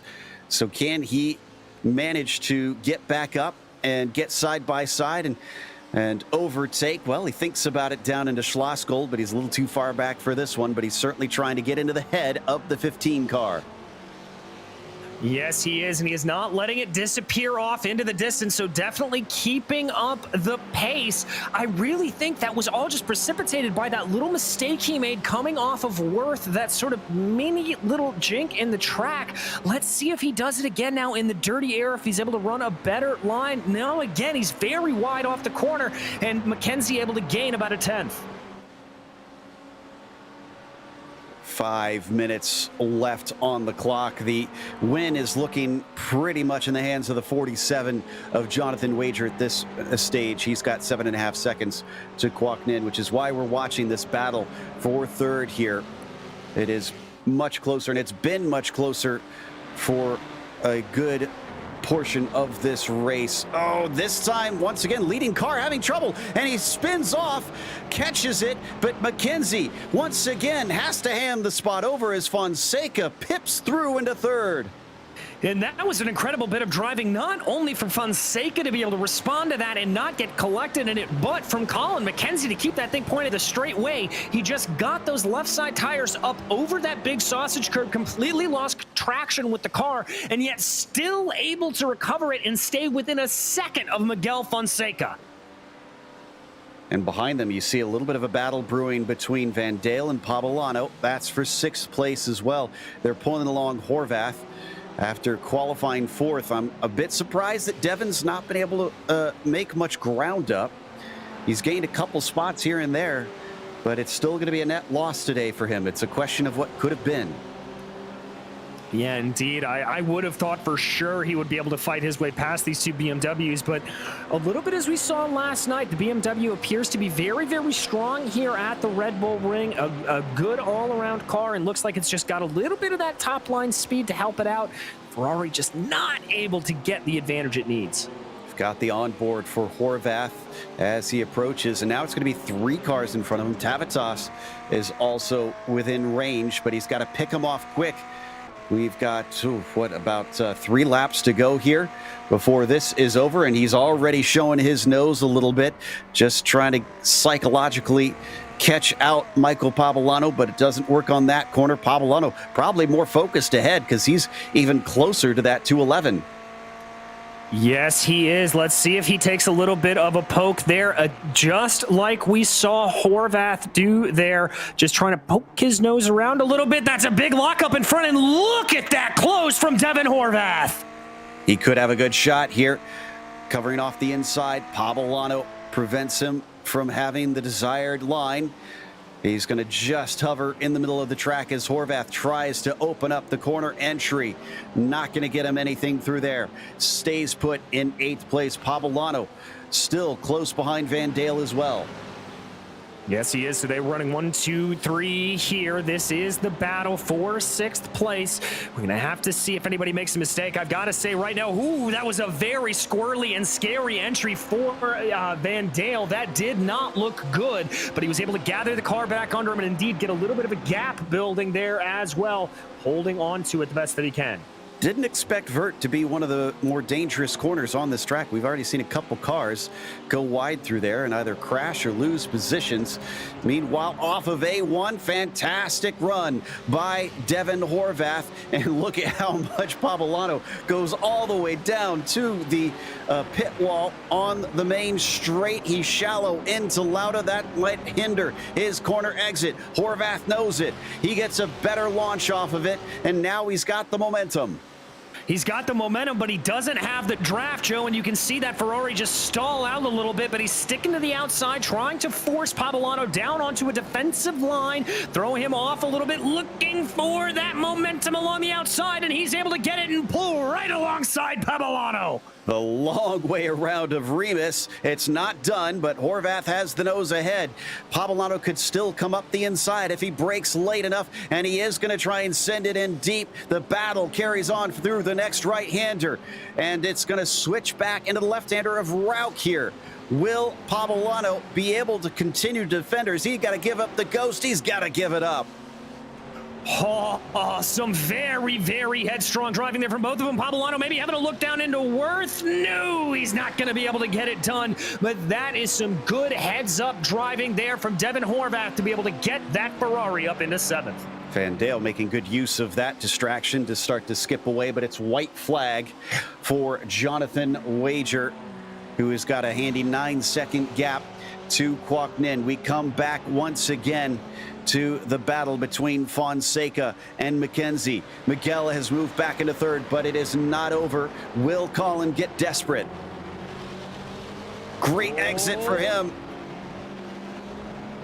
They come down towards Remus once again, and Colin McKenzie could get this spot back. He's got the inside. He could get this one into Remus, sending it deep on the brakes. Fonseca's making him work hard for it, and he carries the speed well off the turn. He's still in 3rd somehow. That is an incredible defense there from Fonseca as he's now going defensive as they make the run towards Schlossgold. That is McKenzie trying to carry some more momentum around the outside, but the McLaren blocking it off nice and perfect, looking for the over-under. Here comes McKenzie! He pulls the over-under, but he's going to be on the wrong side of the track. I'm not sure if this is going to work out, but we got to go to the leader because Jonathan Wager, who made a mistake in round 1, did not do that today. He was flawless up at the front with victory in Austria. Victory in Austria for Jonathan Wager, and about 10 seconds behind him, a great second-place finish for Quoc Ninh, but we've got to focus back on this battle because it is not done yet. This is Fonseca and McKenzie still going at it down into Rit. Fonseca holding it out for now. A little bit of a better run, though, for McKenzie. Oh, and a bump! He gets into the back of him. Fonseca spins off, and McKenzie, is he going to get 3rd? Because here comes Tavitas, and Tavitas takes 3rd away from both of them. Oh my goodness gracious, Joe. You couldn't draw up a more exciting final couple of corners there. Wow. Some immediate karma there for McKenzie after the little bit of contact. Spinning his rival around, he still doesn't get the podium anyways, after all was said and done. And already some apologies, I think, over the radio between drivers, as that was certainly not intentional. I'm not seeing many battles from the following drivers. It looks like that really was where the action was at, and it was Jonathan Wager ahead of it all who took the victory. We're going to come back with the unofficial results as well as driver interviews. Make sure to stick around because this is certainly going to be an interesting one to ask the drivers what they think. This is iRacing, the world's premier online racing game. iRacing puts you in the driver's seat to experience today's newest form of competitive motorsport, virtual racing, all from your home PC. Race virtually in indoor series from NASCAR, IndyCar, IMSA, the World of Outlaws, Aussie Supercars and more. Take on legendary circuits like Daytona, Silverstone and the Nürburgring. Join iRacing's global online racing community and get on track today at iRacing.com.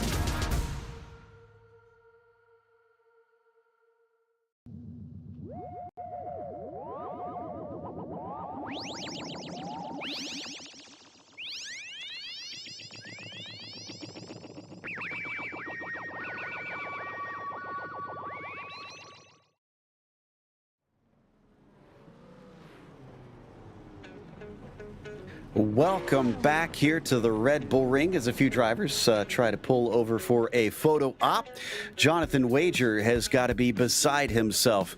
In only his 2nd try in the PRL GT3 AM Series, he's taken a win. And that is right after being promoted up from the previous level. It was Quoc Ninh who finished 2nd behind him. I'm sure he's pretty happy with that as well. But Ethan Tavitas, a shock 3rd place from 9th on the grid in the final corner, out of the final corner even, as he had a drag race to the line with Colin McKenzie, who finished 4th. It was Danik Van Dale who was P5. Devin Horvath did collect himself up to 6th as Pablano finished 7th and Hedgecox in 8th. Luke Davis, P9, even though he qualified 3rd. Not a good day for him. And Christopher Rhines round up in 10th. In 11th, it was Sean Mulholland, followed by Nico Xanadakis. Followed by Sean Mulholland in 12th, and Nico Xanadakis in 13th. Josh Gowan was 14th, followed by Robert Gow in 15th. Patrick Cowgill was 16th. Lucio Vargas 17th, with Neil Alexander 18th, Joseph Gerson 19th, and David Morse in 20th. 21st went to Neil Alexander, with Sylvian Bergeron in 22nd, Jason Burmeister 23rd. Those were all one lap down cars. Randy Gross 4 laps down in 24th, followed by Barry Cochran in 25th. Then it is Drew DeWeese in 26th.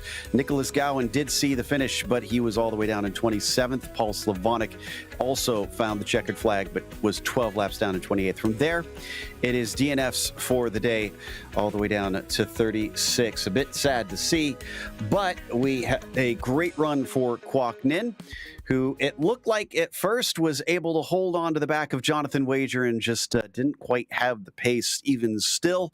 Kwok, I got to think that a second place is very satisfying for the second round. How are you feeling after that one? I'm second place, my first time ever getting that on the podium. It actually feels really good. But yeah, I wish I had the pace to keep with Jonathan, but I need to work on that for my future races. Well, don't feel too bad. I don't know if you watched any of the Ferrari Challenge races from last season, but he's pretty hard to beat. It seems like any place that he goes. Even still, it seemed like a lot of drivers out there had trouble keeping it clean today, whether it was running into the incident limit or into the walls and having their day ended prematurely. What do you think caused so many problems for the AM series tonight? Well, Red Bull Ring is kind of a hard track to not get a incident point, just because a lot of times when you're taking turn T1 or T2, to get a good entry and exit, you have to be on the curb to the point where you're almost off the track. So, if no one gets that down, you're gonna get a lot of incident points. Makes sense. And unfortunately, we did get a number of black flags today.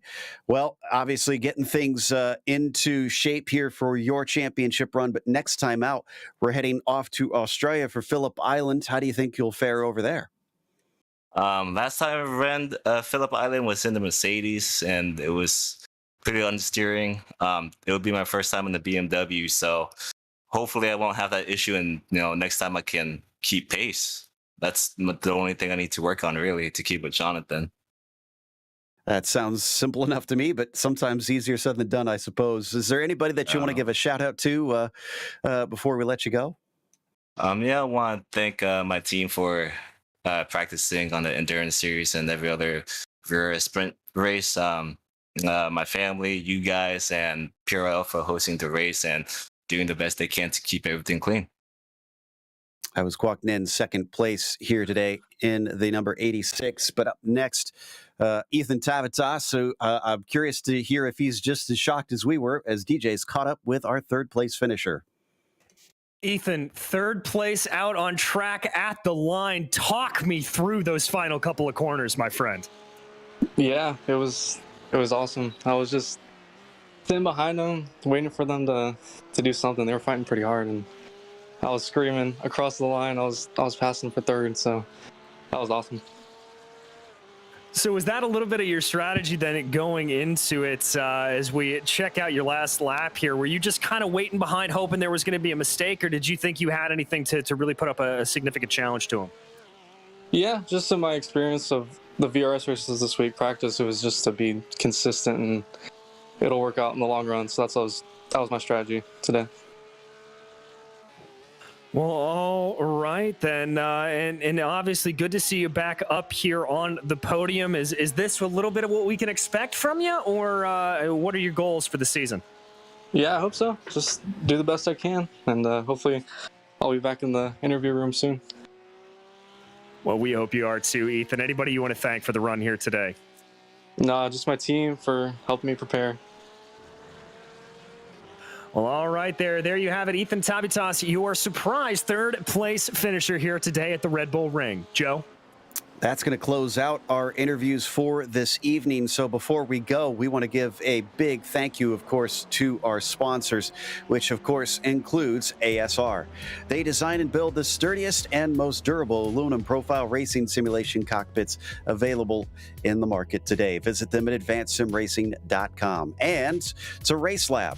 It helps you to improve your driving skills. Start using it now for free at racelab.app. And ButtKicker. Feel what you've been missing at thebuttkicker.com. And finally, NinjaTrader. Visit ninjatrader.com and get started with a risk-free trading simulator to start tracking your performance. Thanks to the companies that provide the software and hardware for our broadcast listed on your screen. And additional thanks to June Lalonde, who provides our wonderful music. Check out her Bandcamp for more great work. And thanks to the team today as well, DJ, Zach, and Dougie. You can find more info about GSRC at globalsimracingchannel.com or through our social media. And also check out our merchandise store at gsrc.storeenvy.com. We keep a link in the description below.